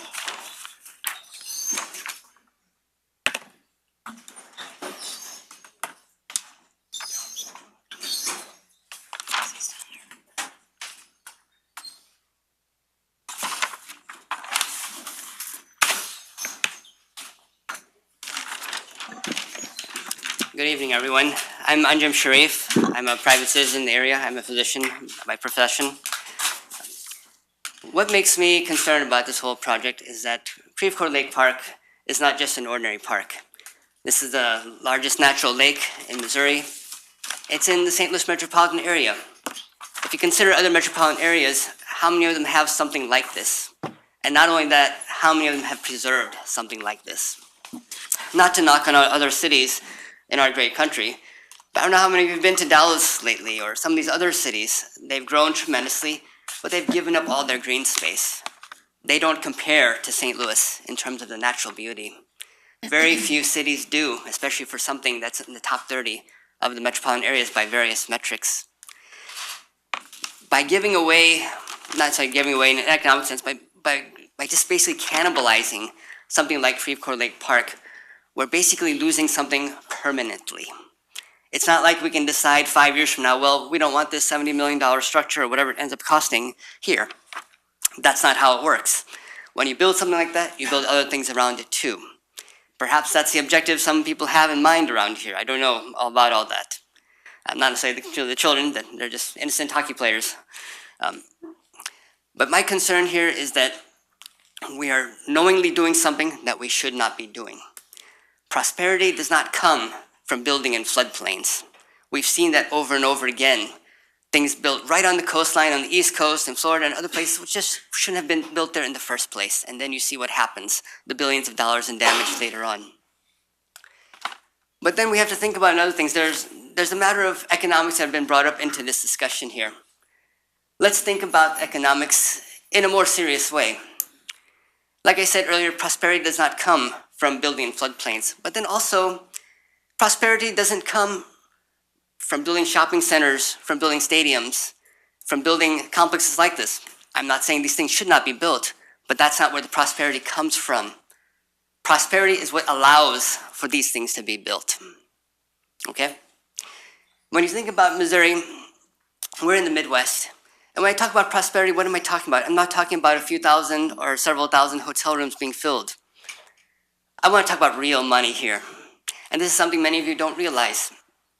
And Dr. Page does, as I do being a physician, that there are a couple of companies that are based in the Midwest, founded, started, run, and owned in the Midwest. No Silicon Valley involvement. One is called Epic. The other is called Cerner.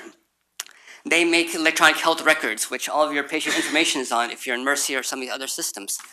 These companies, built, founded, and run here and owned here in the Midwest, are worth over $40 billion. And their owners are multi-billionaires. And they employ executives and so many workers making six-figure salaries and above. But that is what prosperity is, okay? Thank you. Next speaker is Christy Heffernan, followed by Sherilyn Fields.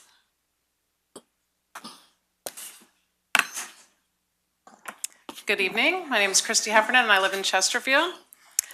I spoke with you at this meeting in July regarding the Ice Center development at Creve Coeur Park. I appreciate that you continue to listen to our concerns and are pursuing action tonight to pause work and investigate whether accurate and complete information has been provided to make the right decision for the citizens of St. Louis County. This is not political posturing, but we want to make sure we're making the right decision for the future of the park and for our county and our citizens to enjoy that county that we live in. As I mentioned previously, I'm a regular user of the park, and I would challenge everybody to say they're there more often than I am. I'm there almost every day as a rower on that park, bicycling, running, etc. My main concerns around the development are that it will take away from the beauty and the enjoyment of the park both day and night. So the lighting, the noise, etc. Can you imagine rowing on the lake and seeing this massive building that's the size of 3 Walmarts in your view instead of the beauty we see today, or did, with the trees and the landscaping in that park? And not to mention, as you enter the park, the first thing you'll see, especially off Marine, is this massive structure covered 3 rinks of ice. I'm not an expert in flooding, but I have consulted with several. This will increase the risk and impact of flooding at the park and the surrounding areas. Their plan to raise the facility 5 feet to protect their facility in the situations of minor flooding, it will in fact create a dam for the rest of us and flood the lake and the park more extensively than it is today. We have floods impact pretty much every year, every other year, where we're not able to get into our boathouse to row several times and for several weeks or months at a time due to cleanup. This, along with the 13 turf soccer fields that are being currently installed, will increase drainage into the lake, and those drains have already been set from those soccer parks that are currently being constructed. This again puts the park at serious flood impact, and we have already again seen the impacts of regular flooding. And as a member of the Community Rowing Center at Creve Coeur Lake, I totally, fully support youth sports and hockey, as well as we have a tremendous juniors rowing program that is very successful, and I would hate to see our ability to row on the lake impacted by this development. The added parking of over 1,000 spaces and consumption of the existing parking at Sailboat Cove and the associated traffic will impact all other users of the park, including charity events that are regularly held at the park and those that promote living life in the outdoors, and I emphasize outdoors, which this is not. And again, as a parent and athlete, we fully support the concept of this ice center, just not an indoor facility of this size at any park. And I've heard numerous heartfelt comments from Mr. Chair. from hockey parents and kids, and I share that enthusiasm for sports, and I just ask that you put forth this legislation that you're bringing forward to revisit your decision on moving forward with the development. Thank you. Next speaker is Sherilyn Fields, followed by Robert Schneiderjohn.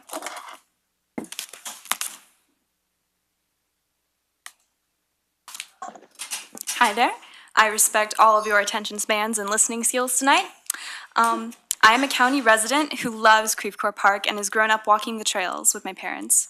If you were to ask me what my favorite St. Louis attraction is, I'd say our parks, because they're awesome, particularly Creve Coeur Park. Why? Because apart from some glaring exceptions, it's natural, undeveloped space. It's a beautiful, authentic Missouri ecosystem. So many studies show the psychological and physical benefits that green, open space provides for us all. With Creve Coeur Park, I don't have to travel a long distance to rural areas in order to experience those benefits. I think people should be able to pursue ice rink activities if they so wish, but it seems that building in a place that people go to escape urban development is pretty unfitting. Perhaps build the Iceplex somewhere already developed that is closer to where the Blues play. Additionally, ice rink activities like skating and hockey seem rather exclusive to those who are able-bodied and can afford the lessons and the memberships, but simply sitting and seeing and hearing and touching nature is something that is a lot more accessible to a greater number of people, regardless of their health or age or income level. To build this ice facility someplace urban and developed would be a lot better and a lot more fitting. Leave parks to be natural and undeveloped, especially parks in vulnerable floodplains. Thank you for listening. Thank you. Next speaker is Robert Schneiderjohn, followed by Caitlin Zira. Robert? Okay. Then next speaker is Caitlin Zira, followed by Kat Dockery.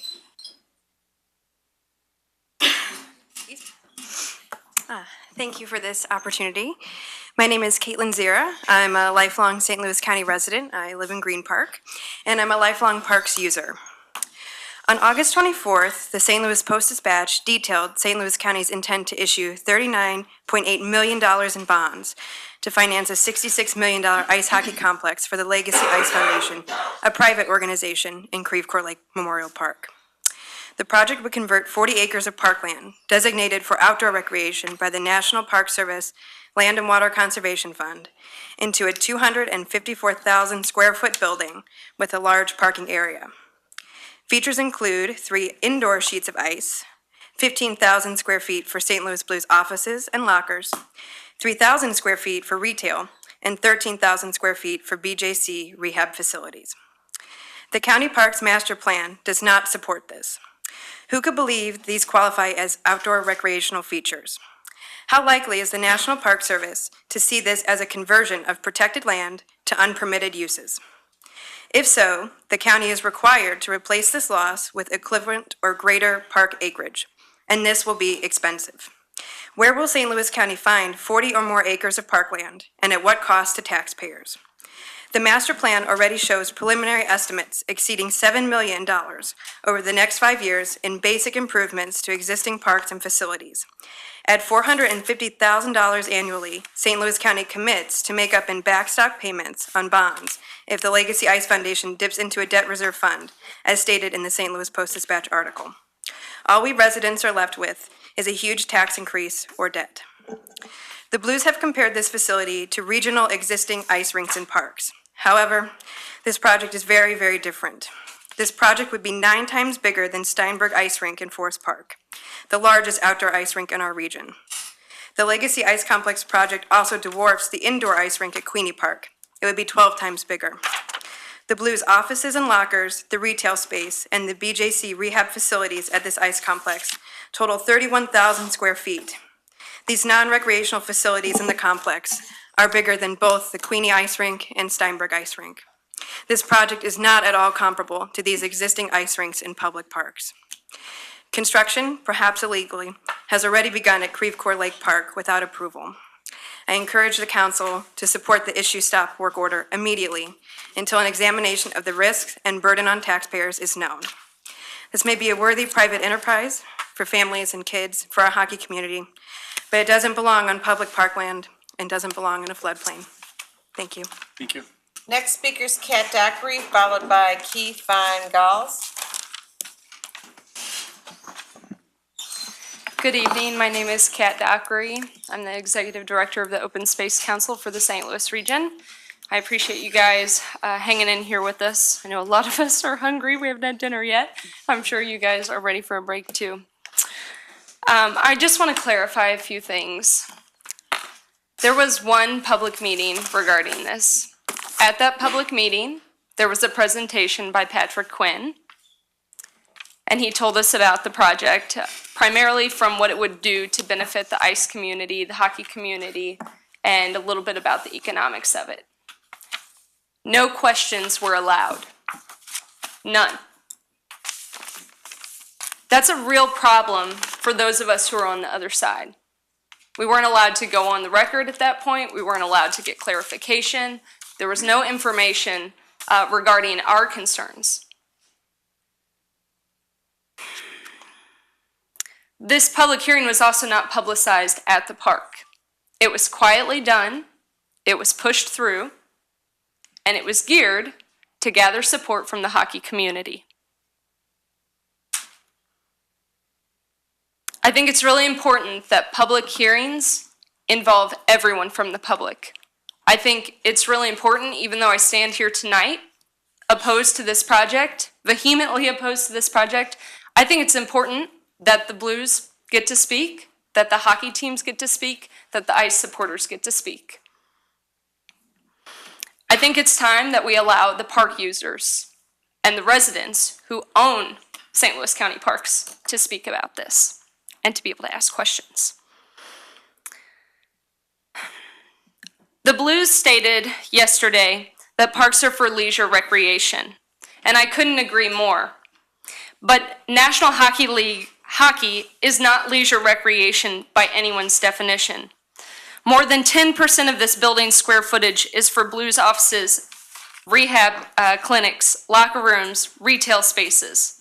These are not appropriate uses for public parkland, and certainly not for land and water conservation designated outdoor conservation and outdoor recreation land.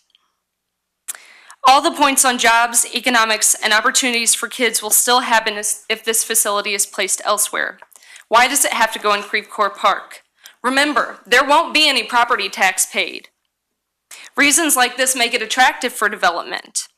There's a misnomer that this entire project is being paid for in private dollars. Please note that public funding is partially being used to pay for this facility. Examples include the City of Maryland Heights funding and the subsidization of extremely valuable land by St. Louis County's taxpayers. Those are multi-million-dollar examples of the public footing the bill here.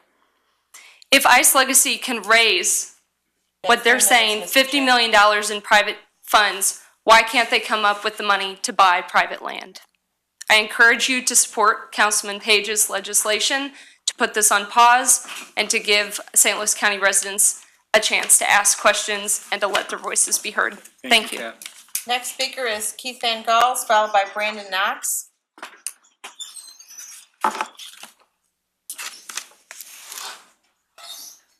Hi, thank you for the time. My name is Keith Van Gels, and I'm very involved in hockey, in youth hockey as a coach, and I happen to know a handful of people behind me, and they know that already, and what they don't know about me is, aside from how much I love hockey, what they don't know about me is how much I love Creve Coeur Park. I grew up in Old Farm Estates, which is walking distance from that park. My father still lives in that house, and I go to the park every single week. I ran 3 miles there a few days ago, and a week ago we had one of our awesome donut picnics there, didn't we, buddy? So Creve Coeur Park is very dear to my heart, and so is hockey. And I find it a bit ironic that people are implying that this beautiful state-of-the-art facility, which, as everyone has alluded to, is very necessary, like it's going to be some kind of eyesore. With all respect, there's a highway that goes through the middle of the lake. That, to me, is an eyesore. This facility is going to be wonderful, and it's going to help the St. Louis Blues, obviously, and all the youth programs around it. That said, I fully support it, and I look forward to next time I go for a run on the lake, seeing that facility there. And as a hockey coach, and you guys have already heard all this already, but it breaks my heart knowing that there's a number of kids who signed up for Learn to Play, and they can't even play because there aren't enough sheets. I have the utmost respect for the St. Louis Blues alumni and everything they've done for this community. After all, their involvement is why hockey is the way it is. And what I mean by that is why there's so many kids who want to play and why there's so many kids moving on. So if anyone deserves a new facility, it's the St. Louis Blues and my nephew's youth hockey organization as well. So thank you very much for your time, and I really look forward to seeing that facility. Can't wait to use it. Thank you. Next speaker is Brandon Knox, followed by Karen Crispin.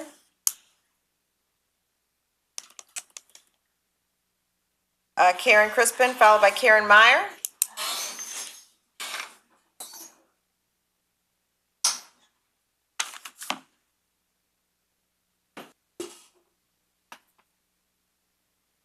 Hi, I'm Karen Crispin, and thank you for this opportunity. Personally, I've lived within 3 miles of the park since the early 1960s and have experienced the park's positive transformation, and this only happens because of vision and the willingness to grow. I'm also the executive director of Visit Maryland Heights, a nonprofit organization representing 24 hotels, almost 4,000 hotel rooms, with over 8,000 employees in the hospitality industry. The economic impact of this centrally located center will bring new recreational opportunities to Creve Coeur Park, especially during the winter months when our hotels, restaurants, and attractions need it most. In addition, ice hockey and other ice sports offer important sources of recreation for participants of all ages, and particularly so for strength and leadership development for youth throughout our region. Because of the many benefits the sports offer, there is intense demand for ice time and related recreational opportunities such as fitness training, exercise, and more. The Ice Center will also expose kids and families to all the great amenities and recreational opportunities our park offers, including walking, running, hiking, swimming, biking, rollerblading, canoeing, paddleboarding, sailing, soccer, rugby, cricket, field hockey, and of course, ice skating and hockey. It's important to really remember the park's for everyone to enjoy. Thank you for your time. Thank you. Next speaker is Karen Meyer, followed by Nat Thomas.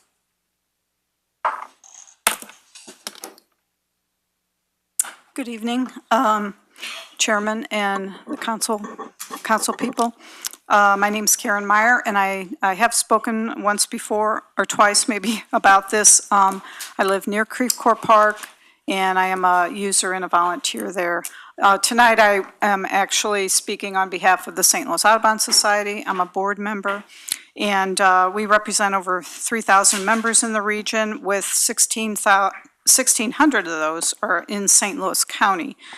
Many of us are hockey fans, as you've heard. Some are Blues ticket holders, and some even play hockey. Yet Parkland in general, and Creve Coeur Park in particular, is not the right place for the industrial-sized St. Louis Ice Center. We ask that you support Chairman Page's legislation to halt the current premature construction activities at the proposed site, and to ask MDNR, National Park Service, to hold their decision-making process while you arrange for a series of public hearings, as other people have requested, to review this proposal and its impact as it is currently planned. In addition to the issues Chairman Page raises in the resolution, and our Creve Coeur Coalition has raised in previous public comment, we ask you to seriously question why a suitable site could not be found that utilized existing infrastructure. More importantly, why did the St. Louis Partnership not consider a single current commercial or industrial site in their process? There are plenty of vacant or declining commercial properties and former industrial sites around the county, many of which have plenty of parking, proximity to major highways and thoroughfares, and even access to public transit options. With the potential of repurposing an existing building, as we understand the Chesterfield Hockey Association is doing in Pacific, perhaps the project cost could even be reduced even more. There may be a need for the center, but there has to be a better place than public parkland. Please vote for Chairman Page's legislation to halt construction and a pause in the decision-making process for now. Listen to the people and stand up for Creve Coeur Park. It's the right thing to do. Thank you. Next speaker is Nat Thomas, followed by Edward Heisel.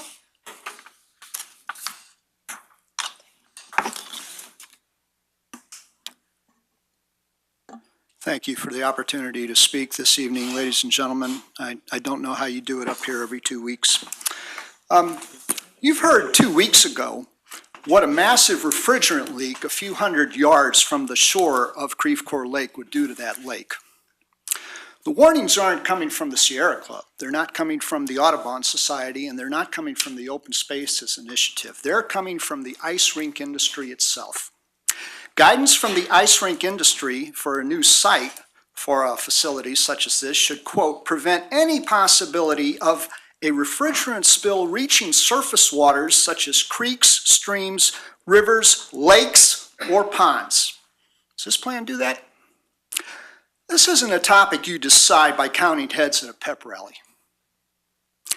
This is a topic for serious and sober discussion among certified experts, and yet there wasn't one word pro or con about anything regarding refrigerant in the environmental assessment. Maybe that's why only 2,700 people even bothered to comment on the environmental assessment relative to the 16,000 who have responded to the change.org petition that's out there. So the call to stop and reassess that's before this council, introduced by Councilman Page, is absolutely in order. If we poison that lake, there's no do-over. I don't care how noble the intentions are. Now, this would be a great project if it were zoned properly. 2 days, we're going to go up to Bridgeton to hear what the EPA is going to tell us what they're going to do with the landfill up there. That's just 5 miles north of Creve Coeur Lake. I wonder how they skirted the environmental assessment process when that got put into play. Let us please be more careful about what we're going to do within 100 yards of the largest natural lake in the state of Missouri. You, the St. Louis County Council, have helped bring some of the brightest biotechnology minds in the country to this area. With your initiatives and your support behind Cortex, BioSTL, and some of the other young companies that are starting up in this area and are creating jobs for a lot of people. That's why St. Louis is considered one of the top 10 innovation cities in the country by Popular Mechanics. It's not due to sports entertainment.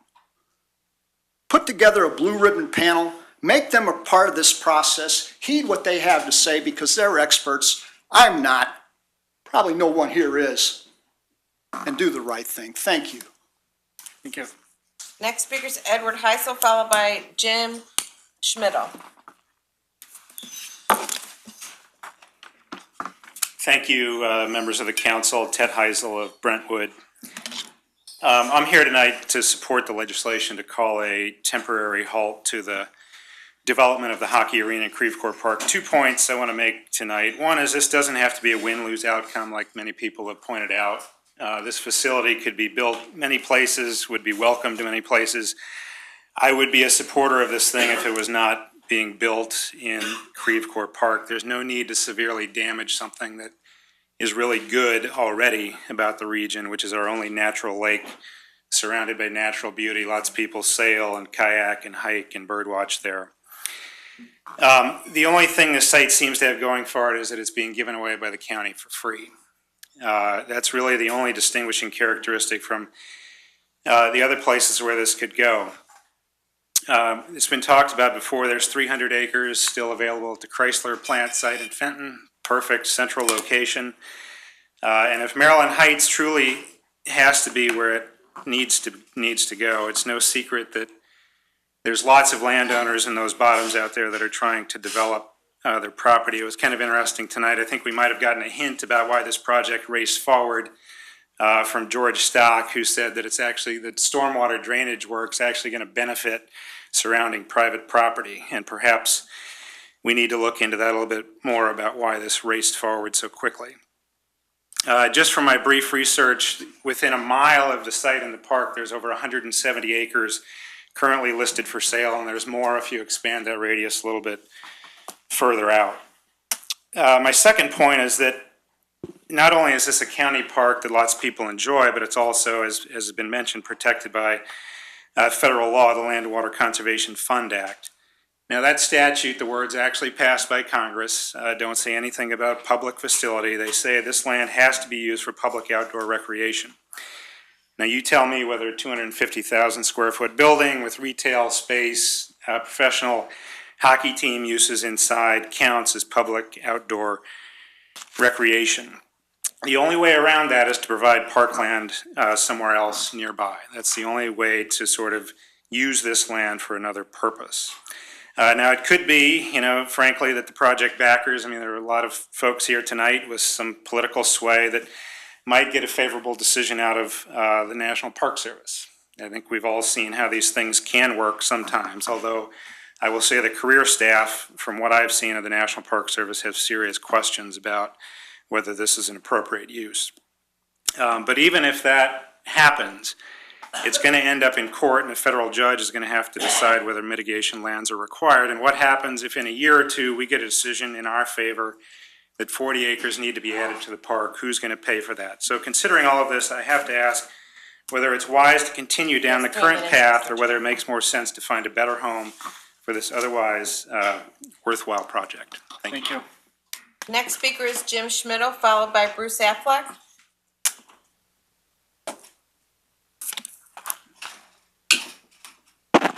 Thank you for this opportunity to speak before you. I'm going to make it brief. My name's Jim Schmidl, and I have a special connection with this parcel of ground that most of you don't have. This piece of ground was part of our family farm at one time. I grew up down there. It was a beautiful piece of ground. I've literally crawled over every inch of that ground, probably hundreds if not thousands of times, planting, taking care of vegetables, and harvesting. Everything was done by hand. My dad was a vegetable grower. He was a kind man. That was some of his best ground. It was all sub-irrigated. He had gotten permission from the railroad to put a water line on under the railroad to the well. And he had it really set up nice for irrigating the crops. About 35 years ago, he was told that the park's going to expand, and he was forced to sell that piece of property. He said, I can remember him coming and said, Jim, they want our property, they want to expand it. I've been told there's nothing I can do. So he went along with it. But they never did use that ground. It just sat there for 35 years. It was I guess I'm sure when they bought it, they had a plan for it, they had a dream for it, but instead of a field of dreams, it turned out to be a field of weeds. And to the day my dad died, that aggravated him to no end. It would have been fine if the parks would have used it, but they never did. Now there's a plan, it's a wonderful plan, and I have nothing against the parks. I go down to Creve Coeur Park all the time, I ride, I run. But it's a beautiful plan, and I think it's going to benefit a lot of people, and it's going to be good for the kids. I know it's going to take up a small percentage of the north end of the park, but you know, there again, most of that ground hasn't been used for anything. So please follow through with this plan and this development. I think it's something we can all be proud of. I think the county, Maryland Heights, and the county parks can all be proud of it. So that's all I have to say. Thank you. Thank you. Next speaker is Bruce Affleck, followed by Kim Cuddeback. Thank you, Mr. Chairman, Council. Thank you for the opportunity, obviously. My name is Bruce Affleck. I've been a resident of St. Louis County since 1975. St. Louis is home, although I was born and raised in Canada. Came here to play hockey. I've worked for the St. Louis Blues for the last 30 years. I'm a little older than Kelly Chase, not quite as old as Bobby Plager. But I talked to you today not about the hockey. I think you've seen the passion from the people here and what they would like to see accomplished, but as a resident of St. Louis County and the parks. If you look at parks in the dictionary, many definitions: multifunctional purposes, recreation for all. Sometimes it mentions a ballpark, a stadium for sports or arts. It's that multifunctional purpose that really hit me. And what makes a park, what makes the character of the park is the diversity. You look at Forest Park, Queenie Park, all they have in the parks, and this would be a benefit to Creve Coeur Park. A couple people asked about, nobody has told me why the rink should be in Creve Coeur Park, and I will say to make it whole, it becomes a park. One gentleman asked about the flooding. This isn't quite a true analogy, but if you look at Chesterfield Valley back in 1993, it's been pretty prosperous since. So I'm for the rink and for the park. We enjoy the park. My wife paddleboards, rollerblade. So I think it'd be a great advantage to add the rink to the park. Thank you. Next speaker is Kim Cuddeback, followed by Alicia Straska.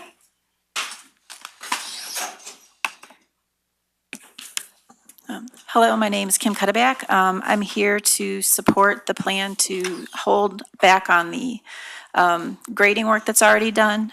Whether the project goes forward later or not, which I'm totally not in favor of, by the way, but I think that going through and doing work prematurely on a thing that has not been approved by the proper authorities, meaning the DNR and NPS, I think that's, a little,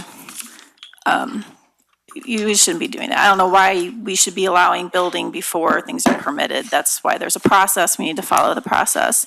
I grew up in Maryland Heights. We used to be able to walk through the woods on the trolley tracks to the park. My first job was at Dorset and McKelvey at the Mr. Donut there, where we routinely had to see the police go up and shut down the park because it was so full that the traffic backed up all the way to 270. So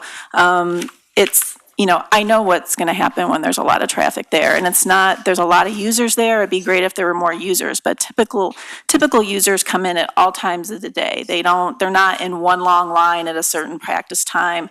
They're not in one long line leaving after a certain event. So when you put like 1,000 or 2,000 cars on a 2-lane road through there, which is heavily used by bikers, dogs, kids, many of the joggers and stuff who have their headphones in, you have to drive slowly through there. And when you put 1,000 cars through there, people who just want to get into the complex or get out of the complex, they're not going to be paying attention to safety.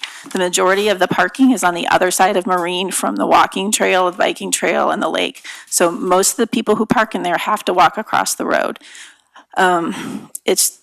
It's just a bad idea to put it here. This is the perfect project for a public-private partnership on privately owned land. I think that this would be a perfect use for public funds to help a private entity if it wasn't taking park land.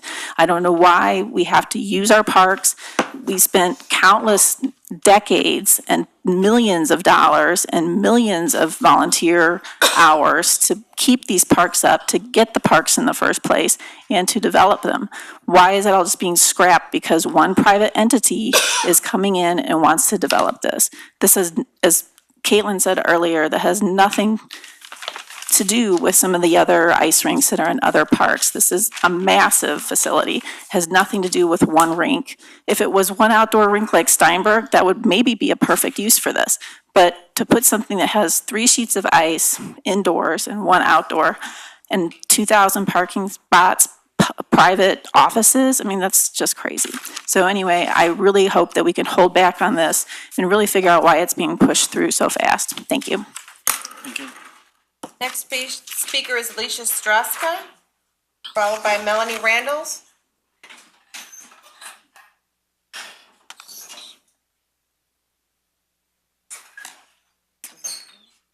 Melanie Randalls, followed by Robert Bailey.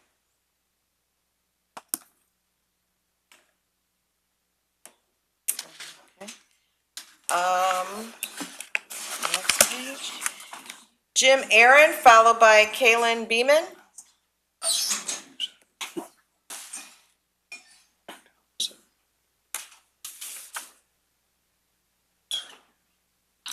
Good evening.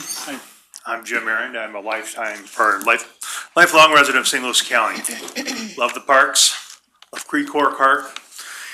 And one of the things that I'm hearing that is very disturbing to me is that it has to be one way or the other. I see that we have 2,000 acres of parkland for public use. I'm part of the public. I play hockey. My daughter plays hockey. My son played hockey. They're people too. They're part of the public, and their voice is as important as anyone else's voice.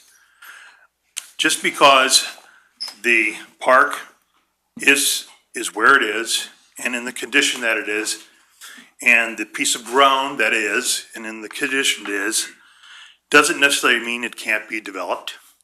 But it does mean that it needs to be used for the public good, and I'm part of the public. And I find it very disheartening that many people feel that because I'm in support of the ICE Center, that my residency is somehow discounted and less than those of who thinks other than I. Thank you very much. Next speaker is Kaylin Beeman, followed by Sherry Beeman.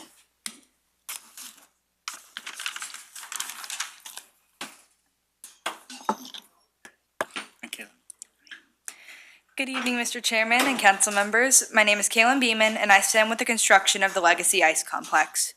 I began playing hockey almost 4 years ago, and it was the best decision I have ever made. I play for Whitfield School Varsity in the 19U Lady Cyclones. I have put in hundreds and hundreds of hours of ice time, and I know my fellow players here can say the same. With the recent shortage of ice due to Hardy's Iceplex being removed, many teams are losing practice and game time. As any sports fan or player knows, you cannot make up for missed practice time. Any person planning to play in hockey in the future, whether it be NHL, NWHL, collegiate, or simply high school hockey, knows you must skate. The rink would not only provide ice, but also parking space for the many community events held in the park.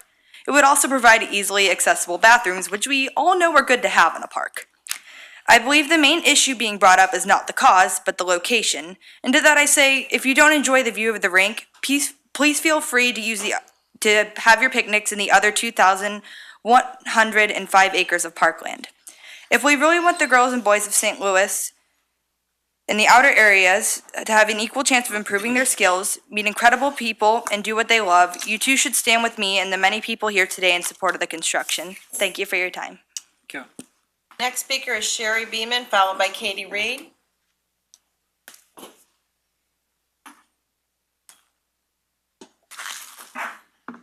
Chairman, council members, thank you for your time. I was a park user. I I probably could stand here and compete with many people saying of how many hundreds of hours I have spent in Creve Coeur Park. I went to Pattonville High School. That is where our cross-country team, our long-distance track program, played out of, and practiced every day. We took a bus there. I also drove through there every single day. I lived in Creve Coeur, and that was my cut through to Pattonville back before Maryland High Expressway existed. I remember these exact same issues when the highway wanted to come through. People worried about the look of the park. They worried about the trees being destroyed, the land being destroyed, what it would look like in the view that you would see from the lake. What I do know is that we didn't have social media back then. So I'm curious to see what would have happened then. I would say that with that deal, we got a beautiful trail that is paved concrete that every rollerblader gets to use. Never ever was able to do that anywhere in St. Louis until that park was done, other than Forest Park. And as a teenager, I wasn't allowed to go there by myself. Also on that, honestly never noticed any of the highway noise once the highway was built. I do know how many people use that highway. They also use Maryland Heights Expressway to this date. So I do believe that all that negativity came back, and after that change happened, the positive outcome far outweighed it. And today, how many people are saying how great the park is, and that highway runs right through it. I do believe also that if you look over to the area where they want to build the facility, I can tell you driving through it, it's not the prettiest part of the park. It is a big field. It does have a shed that sits on it, and that's about it. Farther than that would be cornfields. So I don't understand that aspect of where, of all the places in the park, that is the one spot that would be the best place for it to be. I also feel that Creve Coeur is like no other, in that it has zip line, the rowing club, restaurants, soccer, baseball, pavilions galore, meaning that in the summer months, when the rink is not in full use, the facility would be a huge asset to that park in parking. I know with 5K runs, fun runs, and community events, it would be used. I also do believe that it should be owned by the park. The reason for that is every park we go to in Chicago, for the most part, and Wisconsin, are owned by Parkland. People brought up Hardee's, but Hardee's wasn't closed because of failure. Hardee's was closed because of money. It was a money deal. Topgolf wanted it. It's beautiful land. Anybody that knows that facility was running to capacity. I would urge you guys to look at Creve Coeur Park, Queenie Park, and Kennerly. They're all in business. They have been in high demand for several years, and that they're needed, and we need more ice, and that those rinks have been open not for a few years, for many, many, many years. So please look at that aspect of why the St. Louis Park community needs to get behind this and protect it, and it not go to a private entity. Thank you very much. Next speaker is Katie Reed, followed by Maylee Tittle.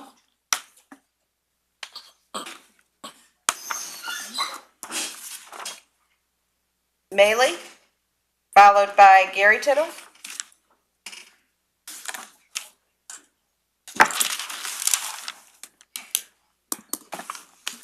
Hi, my name is Mally Tittle, and I know what you're thinking, that this is just another kid that's coming here just so that you guys will go for the rink. But I'm here, I begged my parents to come here so I could talk tonight.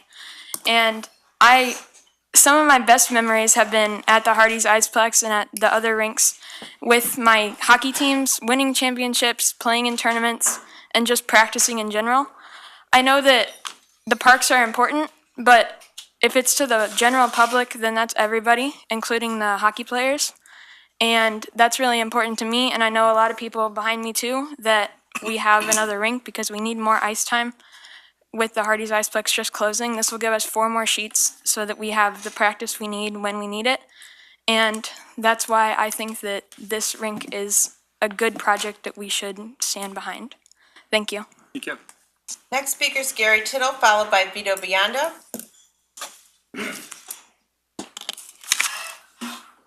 My name is Gary Tittle. I'm here in support of the project. I am a 50-year resident of the St. Louis area. I am a frequent user, or have been in the past, of Creve Coeur Park. I grew up playing hockey in places, South County at Kennedy Center. I grew up playing at the other local rinks that are within a park like Queenie And those are some of the best memories that I have. And some of the things that I really learned about the parks are all because there's a rink there. And still to this day, on the teams that my daughter was just in, we still go there as a team. We don't go there to skate all the time. Sometimes we just go there to have a workout or to get together or to gather. It's stuff that we would have not known even existed if it weren't for that rink being in there in the first place. So I'm urging everybody in the council to continue with the plan that we already had in place and move forward. Thank you. Thanks. Next speaker is Vito Biondo, followed by Susan Reed.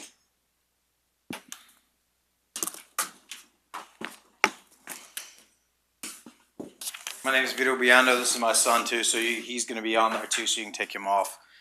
I'm an Army veteran, and when I was deployed, two things I'd love to think about home was fishing and hockey. These are two things I can do together now and watch my son do it.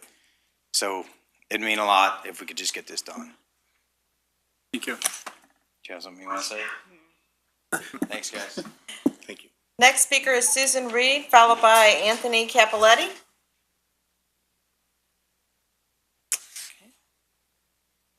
Anthony? Then Jack Larrigan, followed by Andrew Clark.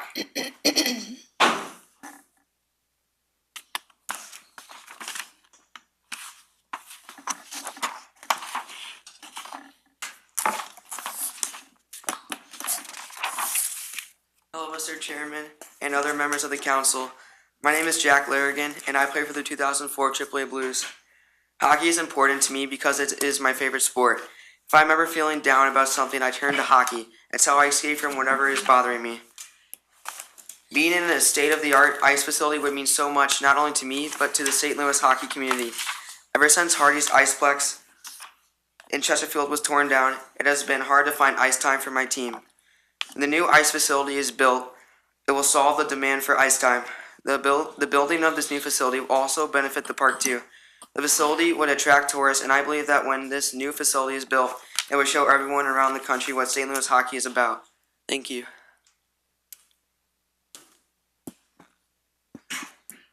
Next speaker is Andrew Clark, followed by Matt Hubris.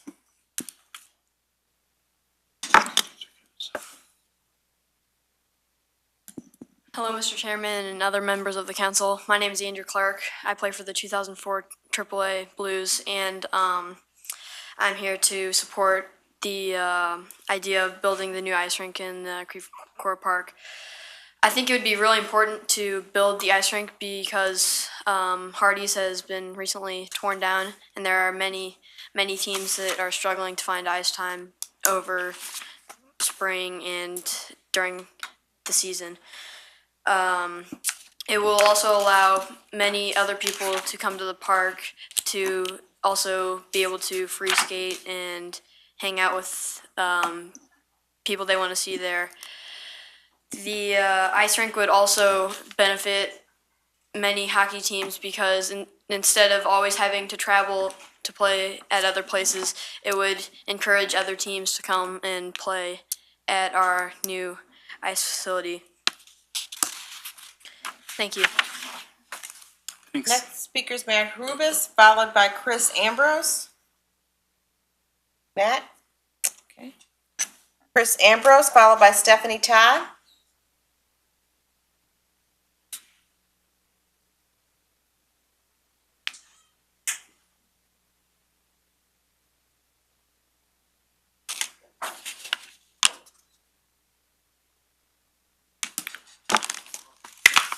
Hello, I'm Stephanie Todd. I live in Olivet, Missouri, and I think a lot of people here are missing the point. Nobody here is against a hockey facility. It's just Creve Coeur Park is the wrong place to put it for a lot of reasons. And, you've seen that facility. It's huge. Really? You have to put an office building, a medical building, 1,000 parking spots in a park? They don't belong there. There's plenty of other places that this facility could go. And let's be honest, this is just a land grab by developers. The Blues set up a sham nonprofit organization to spread misinformation so they could get free land. Don't give them our public park. Thank you. Final speaker this evening is Robert Anderson. Robert? Then no more speakers, Mr. Chair. Oh. You want to see if he wants to speak?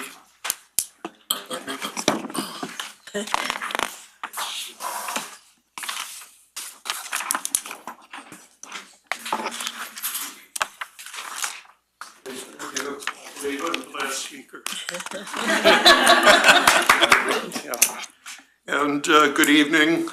Thank you for the opportunity to speak. I'm Robert Anderson. I live in Maryland Heights. And many people have their own personal issues regarding Creve Coeur Lake Park. But I believe the main issue is whether Creve Coeur Lake Park land should be used for commercial development, considering the restricted use for outdoor recreation. That's the main issue. I believe Creve Coeur Lake Park land should not be used for commercial development. And I can review the facts, the history of the lake, 1880s, early 1900s, hotels, dance pavilions, even an amusement park existed in the area. In the 1920s, the area had become a gangster hangout, and finally in 1969, the St. Louis County bond issue allowed the purchase of property and buildings that were in the park development, and about 150 cottages were removed from the property. And annual attendance at Creve Coeur Lake Park has exceeded 1 million people, making it the most heavily visited St. Louis County park. Now, the required brief public announcement of Ice Legacy building the rink was initially noticed by very few people. After all, a news article from May 2016 stated that this world-class ice skating facility was to be built in Chesterfield Valley. I just want to know what happened. Ice Legacy always says, think of the kids, and I'm thinking of the many more kids who would benefit from the nature environment of open parkland.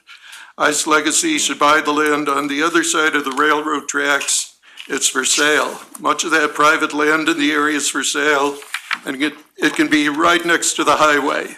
Now, it's taken a long time to clear this property for a park, many, many decades.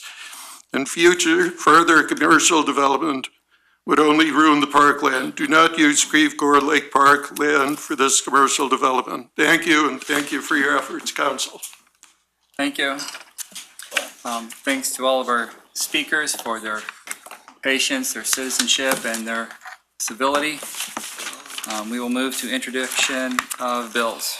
Bill number 224, introduced by Councilmember Page, an ordinance authorizing the county executive to accept a maternal child health services grant from the Missouri Department of Health and Senior Services, DHSS, appropriating up to $300,000 received from DHSS, and authorizing the county executive to execute a contract with DHSS and other necessary documents related to the grant. Bill number 225, introduced by Councilmember Walton Gray, an ordinance authorizing the county executive to execute a contract with Rafina Property Group LC for lease of space at Bell Park Plaza for the Spanish Lake Youth Center. Bill number 226, introduced by Councilmembers Walton Gray, Page, and Irby, an ordinance amending Title I, Chapter 104, St. Louis County Revised Ordinances 1974 as amended, offices and officers, by adding and enacting 4 new sections providing for the appointment of a legislative research director. Bill number 227, introduced by Councilmember Harder, an ordinance amending Chapter 302, Title III, St. Louis County Revised Ordinances 1974 as amended budget by enacting and adding thereto 1 new section relating to the funds distributed to St. Louis County pursuant to Proposition P, a countywide half-cent sales tax related to police and public safety adopted by the voters of St. Louis County on April 4th, 2017. Mr. Chair, that is all the bills. Thank you. Perfection. Bill number 139, introduced by Councilmember Irby for Councilmember Page. Hold on the order of business, and that will be the order. Bill number 162, introduced by Councilmembers Page and Harder. Please hold on the order of business. So ordered. Bill number 189, introduced by Councilmember Page. Hold on the order of business, and that will be the order, and we will refer this bill to a committee on capital improvements. Bill number 190, introduced by Councilmember Page. Hold on the order of business, and that will be the order. Bill number 212, introduced by Councilmember Page. Move for perfection of bill number 212. Second. All in favor? Aye. Opposed? The motion carries. Bill number 212 is perfected. Bill number 213, introduced by Councilmember Page. Move to perfect Bill number 213. Second. All in favor? Aye. Opposed? Motion carries. Bill number 213 is perfected. Bill number 214, introduced by Councilmember Page. Move to perfect Bill number 214. Second. Roll call, all in favor? Aye. Opposed? Motion carries. Bill number 214 is perfected. Bill number 215, introduced by Councilmember Page. Move to perfect Bill number 215. Second. All in favor? Aye. Opposed? Bill number 215 is perfected. Bill number 216, introduced by Councilmember Page. Move to perfect Bill number 216. Second. Roll call, all in favor? Aye. Aye. Opposed? Motion carries. Bill number 216 is perfected. Bill number 217, introduced by Councilmember Page. Move to perfect Bill number 217. Second. All in favor? Aye. Opposed? Motion carries. Bill number 217 is perfected. Bill number 218, introduced by Councilmember Page. Move to perfect Bill number 218. Second. All in favor? Aye. Opposed? Motion carries. Bill number 218 is perfected. Bill number 219, introduced by Councilmember Page. Move to perfect Bill number 219. Second. All in favor? Aye. Opposed? Bill number 219 is perfected. Bill number 220, introduced by Councilmember Page. Move to perfect Bill number 220. Second. All in favor? Aye. Opposed? Motion carries. Bill number 220 is perfected. Bill number 221, introduced by Councilmember Tracus. Move to perfect Bill number 221, please. Second. All in favor? Aye. Opposed? Motion carries. Bill number 221 is perfected. Bill number 222, introduced by Councilmember Tracus. Please hold Bill number 222, please. Also, request the committee to hold on that. We will refer to Committee of the Whole. And will be held on the order of business. Bill number 223, introduced by Councilmember Page. Mr. Chair, we have a substitute bill. Yes, substitute bill addresses some of the concerns of the county councilor. I recognize it does not address all of them, but I do want to proceed with the original request for funding for Metro. I do not support the cut in their request, which would result in either cuts in bus services or cuts in public safety officers. Those are two biggest expenses. So with that, I move to adopt substitute bill number 1 for 223. Mr. Chair, may I read the bill?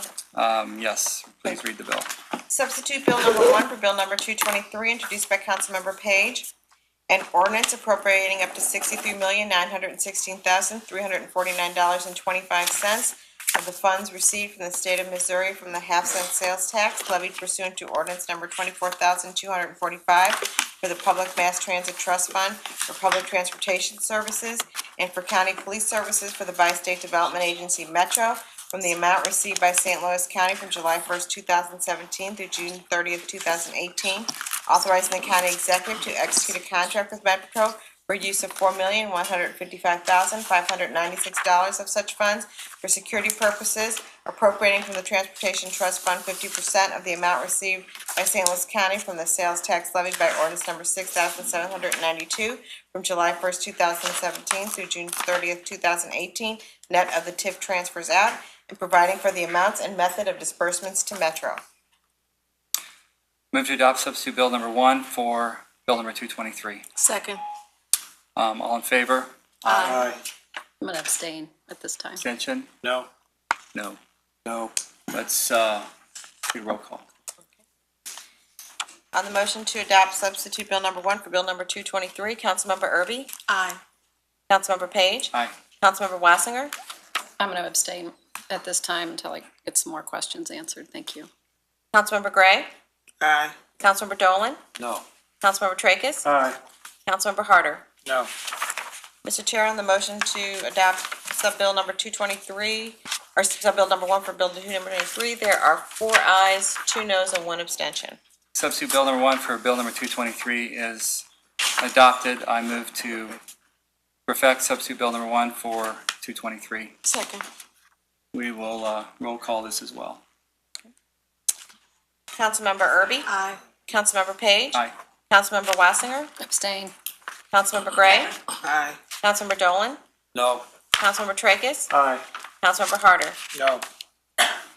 Mr. Chair, on the motion for perfection of substitute Bill number 1 for Bill number 223, there are 4 ayes, 2 noes, and 1 abstention. Substitute Bill number 1 for Bill number 223 is perfected.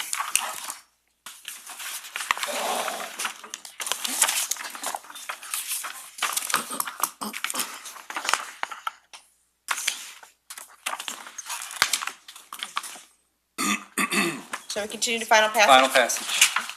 Bill number 183, introduced by Councilmember Erby. Please hold. Bill number 183 is held. Bill number 202, introduced by Councilmember Page.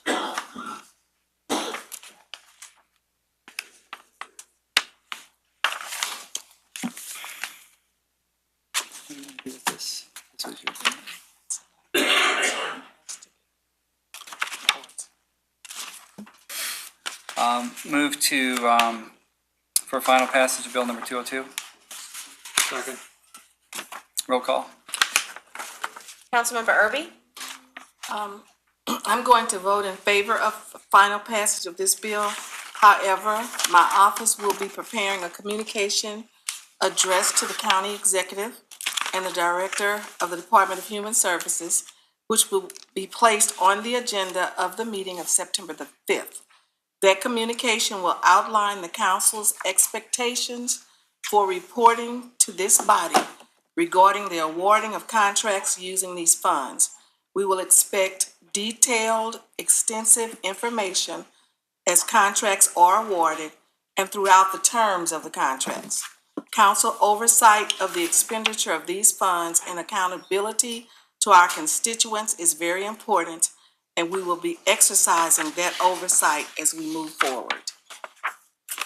With that, I vote aye. Councilmember Page? Because of the importance of this grant, I will vote aye as well. I can tell you that I have deep reservations about authorizing contracts that we don't have the opportunity to review and discuss here at the council. But I understand that there's some important services being held up here, but this is not the preferred way to do business. Councilmember Wassinger? Step down. Councilmember Gray? I am going to vote aye, but I really intended that the bill be amended to include the language that Councilwoman Irby just read. But hopefully the county executive's office and those involved will adhere to her request. So I will go ahead and vote aye. Councilmember Dolan? I'm voting aye, and the reason, and I was at, it is a public meeting, anybody can go, at the County Workforce Development, which I've gone to more than one meeting, and I happened to be there when they approved this money through the Workforce Development, the grant money, and their board there goes over this very thoroughly and account for every dollar that's spent, so I have no problem with how this was brought forth, and I can believe it will be spent the way it's intended, so I vote aye. Councilmember Tracus? For the reasons articulated by Chairman Page, cannot bring myself to vote yes for this bill, I vote no. Councilmember Harder? Aye. Mr. Chair, on Bill number 202, there are 5 ayes, 1 no, and 1 absent. I'd like to respond to Councilman Dolan. We are not in any way saying anything negative about how the money is being handled. We're saying that we would like for these type of contracts to come back to us for more scrutiny. So I just wanted to clear that up and move on. Thank you. Thank you.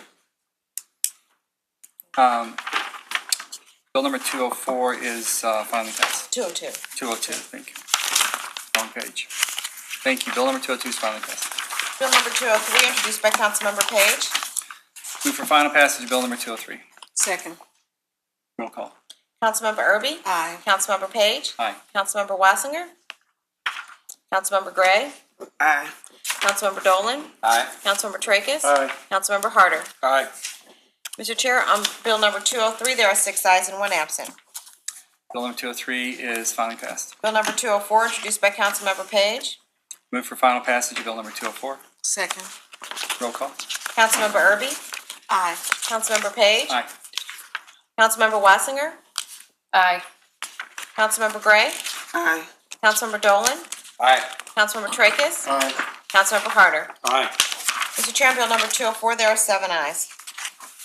Bill number 204 is finally passed. Bill number 205, introduced by Councilmember Page. Move for final passage of bill number 205. Second. Roll call. Councilmember Erby? Aye. Councilmember Page? Aye. Councilmember Wassinger? Aye. Councilmember Gray? Aye. Councilmember Dolan? Aye. Councilmember Tracus? Aye. Councilmember Harder? Aye. Mr. Chair, on bill number 205, there are 7 ayes. Bill number 205 is finally passed. Bill number 206, introduced by Councilmember Tracus. Move for final passage of bill number 206, please. Second. Roll call. Councilmember Erby? Aye. Councilmember Page? Aye. Councilmember Wassinger? I'm going to vote yes on this bill, and thank you for quickly scheduling the committee, the whole hearing. Provided additional information, which was helpful. Councilmember Gray? Aye. Councilmember Dolan? Aye. Councilmember Tracus? Aye. Councilmember Harder? I too want to thank the chairman for scheduling this meeting. This is a good project, and it is what these funds are used for, to fix bridges. And we have a lot of failing bridges in St. Louis County, and this fund that this comes from is for that use. And I'm voting aye for this project. Mr. Chair, on bill number 206, there are 7 ayes. Bill number 206 is finally passed. Bill number 207, introduced by Councilmember Page. Move for final passage of bill number 207. Second. Roll call. Councilmember Erby? Aye. Councilmember Page? Aye. Councilmember Wassinger? Aye. Councilmember Gray? Aye. Councilmember Dolan? Aye. Councilmember Tracus? Aye. Councilmember Harder? Aye. Mr. Chair, on bill number 207, there are 7 ayes. Bill number 207 is finally passed. Bill number 208, introduced by Councilmembers Wassinger and Tracus. I move for final passage of bill number 208. Second. Roll call. Councilmember Erby? Aye. Councilmember Page? Aye. Councilmember Wassinger? Aye. Councilmember Gray? Aye. Councilmember Dolan? Aye. Councilmember Tracus? Aye. Councilmember Harder? Aye. Mr. Chair, on bill number 208, there are 7 ayes. Bill number 208 is finally passed. Bill number 209, introduced by Councilmembers Erby, Page, Wassinger, Walton Gray, Dolan, Tracus, and Harder. I move for final passage of bill number 209. Second. Roll call. Councilmember Erby? Aye. Councilmember Page? Aye. Councilmember Wassinger? Aye. Councilmember Gray? Aye. Councilmember Dolan? Aye. Councilmember Tracus? Aye. Councilmember Harder? Aye. Mr. Chair, on bill number 209, there are 7 ayes. Bill number 209 is finally passed. Bill number 210, introduced by Councilmember Tracus. Move for final passage of bill number 210, please. Second. Roll call. Councilmember Erby? Aye. Councilmember Page? Aye. Councilmember Wassinger? Aye. Councilmember Gray? Aye. Councilmember Dolan? Aye. Councilmember Tracus? Aye. Councilmember Harder? Aye. Mr. Chair, on bill number 210, there are 7 ayes. Bill number 210 is finally passed. Bill number 211, introduced by Councilmember Wassinger. Hold on the order of business, please. Bill number 211 will be held. And moving on to resolutions, Mr. Chair, we have one this evening. Resolution number 1, introduced by Councilmember Page. Please read the resolved. Okay.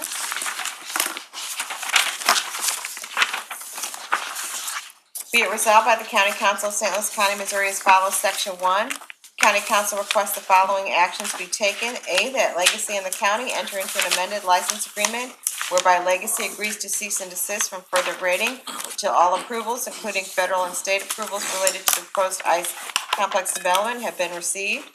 B, the council requests the county council prepare such an amendment to the license agreement for the council to submit to Legacy and the county for consideration as soon as possible.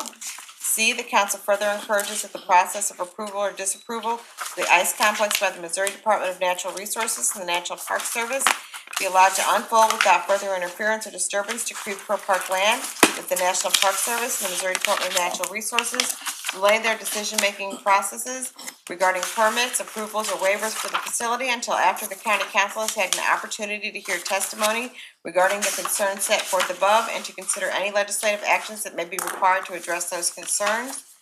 Section 2, the administrative director shall send certified copies of this resolution to the regional director of the National Park Service, the acting director of the National Park Service, and the director of the Missouri Department of Natural Resources. Thank you. With that, I move for adoption of resolution number Mr. one. Chairman? Second. Mr. Chairman? Yes. Can I make a motion that we hold this till tomorrow for the special meeting concerning this, so we can question subject matter experts about the issues in this resolution? You can request that I hold it, but you can't make the motion because it's my resolution, but I do appreciate what you have to say. And this resolution calls for a timeout while we stop and listen to what the residents have to say, a process that should have started sooner. This resolution does not commit us to a decision, but it does, I think, send an important message. What we didn't hear tonight was why, when the council members called the developers of this project, they were told that the land disturbances that were taking place in Creve Coeur Park had nothing to do with stormwater, or nothing to do with the ice rink, that it was all stormwater. We know that now to be false. And I think the lesson here for our kids is that it's important to tell the truth and follow the rules. And all I'm asking for with this resolution is to take a break from this rather urgent movement to develop the property before it's met all of its approvals, and ask some questions. And I'm looking forward to hearing the testimony tomorrow. But I think this resolution makes an important statement, and I want to move forward with it. Mr. Chairman, I would think that we would want to hear out, before we make a resolution that we're all going to vote for, that we hear out some more subject matter experts and to dispute some of the claims that you've made in here. They may be true, they may not be, but I think we need more information about it before we sign our name to. Thank you. I appreciate your position, and I respect it. I think I've made my position clear, and we'll all have a chance to vote on it. Chair, Councilman Tracus. I second the motion. Okay, roll call. Councilmember Erby? Aye. Councilmember Page? Aye. Councilmember Wassinger? This has been an interesting evening, to say the least, and I very much appreciate both sides attending, as they have in the past when we had the public hearing in January. I know there was an opportunity for public comment. I agree with the recitals A and B. I think that the construction work that has proceeded was poor judgment and should not have occurred, and I'm hopeful that that will stop immediately. However, I have some concerns about changing the rules after we have already approved a project.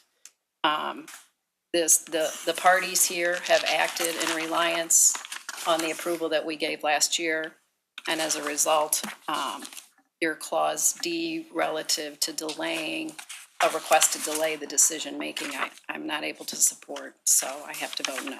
But I do have an alternative resolution, which will come up next. I guess we can talk about it then. Okay, thank you. Was that a no? Yes, correct. Councilmember Gray? Yes, aye. Councilmember Dolan? Well, I vote no, and the reason being, I agree with Councilman Wassinger, is I can't agree with this whole resolution. Besides the political nature of it,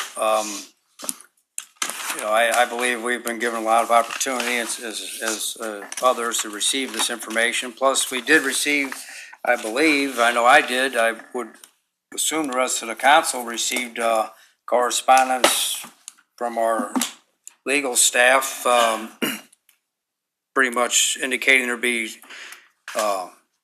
legal complications or implications, I should say, if we were to pursue this. And I don't think we want to drag the county through that. And as was mentioned here earlier in testimony this evening, we signed a contract. We okayed it. And I do, as you said, Kelly, appreciate everybody coming out, and passion on both sides. I appreciate, and the fact that people come and share their concerns. I just don't agree with the entire resolution. and I have to vote no. Councilmember Tracus? Aye. Councilmember Harder? For the information stated before, I too have a problem with some of the resolution. I agree with some, I disagree with others, and I was hoping that tomorrow at our meeting, we could get to the bottom of some of the issues that are on here so that we could maybe vote another time on a resolution. I too share the feeling of Colleen Wassinger, that maybe the grading was done a little bit prematurely, but this is a project that is desperately needed in our community, whether it's here or somewhere else. I do agree that we need this facility. The timing of this, unfortunately, was not the greatest, and so I hope we can work out some details tomorrow and get a better understanding for everyone here on the council as well as those in attendance about what this really is. And I do appreciate everybody coming out on both sides. I will say that this was very organized, and we gave everybody 3 minutes, which is great, and they had the maximum amount of time to state their passions and their concern over this, and that's what this country is about. Thank you. I vote no. Mr. Chair, on resolution number 1, there are 4 ayes and 3 noes. Thank you. Resolution number 1 is adopted. I would just reinforce that I also recognize a great need for more ice sheets in the community, and if this project is not approved by the Park Service, then we will double down on our efforts to help achieve that goal. Next item. I'm sorry, did you want to introduce your resolution? Pardon? Did Councilwoman Wassinger want to introduce her resolution? Did that early in the item. Yes, yes, I do want to proceed. Okay, I'm sorry, I need to go get a copy of that. I'm sorry, I didn't know if we were introducing. Do you want mine? Yes, ma'am. Let me just make a comment, generally. Do you have to read it? I was gonna refer it to the committee of the whole meeting tomorrow. I would like to do that. I'll refer it to the committee of the whole meeting tomorrow if that's But sure. can I make a general comment though Sure. too? As part of of course, I just lost my page. As part of the approval process that was introduced at the time the legislation was passed, there was included in the term sheet, which I've had sitting out here for the entire 3.5 hours, and now I can't find my page, but it has to be approved by the Army Corps of Engineers, the National Park Service, Missouri Department of Natural Resources, the County Council. There are a number of entities that have to approve this project that have not yet approved it. That process is ongoing. I don't think we should delay it. I think we ought to let the natural process that we all agreed to occur. And my resolution basically outlines what has happened to date, and that it is a request to Legacy Ice Foundation as a gesture of goodwill and good faith to amend the license agreement, as Chairman Page's resolution included as well, that no further construction activity occur until all these approvals are forthcoming. So that's what it says in a nutshell, but I would like to send it to the committee for tomorrow's hearing. So, would you like to hold it then, in the order of business, your resolution, or would you like Sure. to not introduce it? And, I'll just hold it, okay. and we can talk about it tomorrow. Hold on the order of business, and we will refer to committee of the whole. You did order it prepared, though, as part of the add-on docket, or? Yeah. Okay. Just double checking. Thank you, sir. I didn't, or I guess I didn't I? Because it came up on the add-on, you're right. I didn't realize that we saw that twice today. Thank you. Moving on to unfinished business, Mr. Chair, item number 1. Hold on the order of business, same motion through item number 4, and that will be the order. Item number 5, 7th District. Please hold on the order of business. So ordered. Item number 6, 1st District. Please hold. So ordered. Item number 7. Hold on the order of business, and that will be the order. Item number 8, 2nd District. Receive, file, and the county council be directed to prepare the appropriate legislation. That will be the order. And moving on to new business, Mr. Chair, we have 2 prepared orders this evening. I move for adoption order number 1. Second. All in favor? Aye. Opposed? Motion carries. Order number 1 is adopted. I move for adoption of order number 2. This is an order that, notes that the meeting, a regular scheduled meeting is for tomorrow, Wednesday, August 30th at 4 p.m. And then immediately following that meeting, we will have a committee hearing regarding the proposed ice complex. Second. All in favor of order number 2? Aye. Opposed? Order number 2 is adopted. Mr. Chairman, are we gonna have the meeting in here tomorrow? Yes. Okay. Motion to adjourn. Second. All in favor of the motion to adjourn? Aye. Opposed? Motion carries.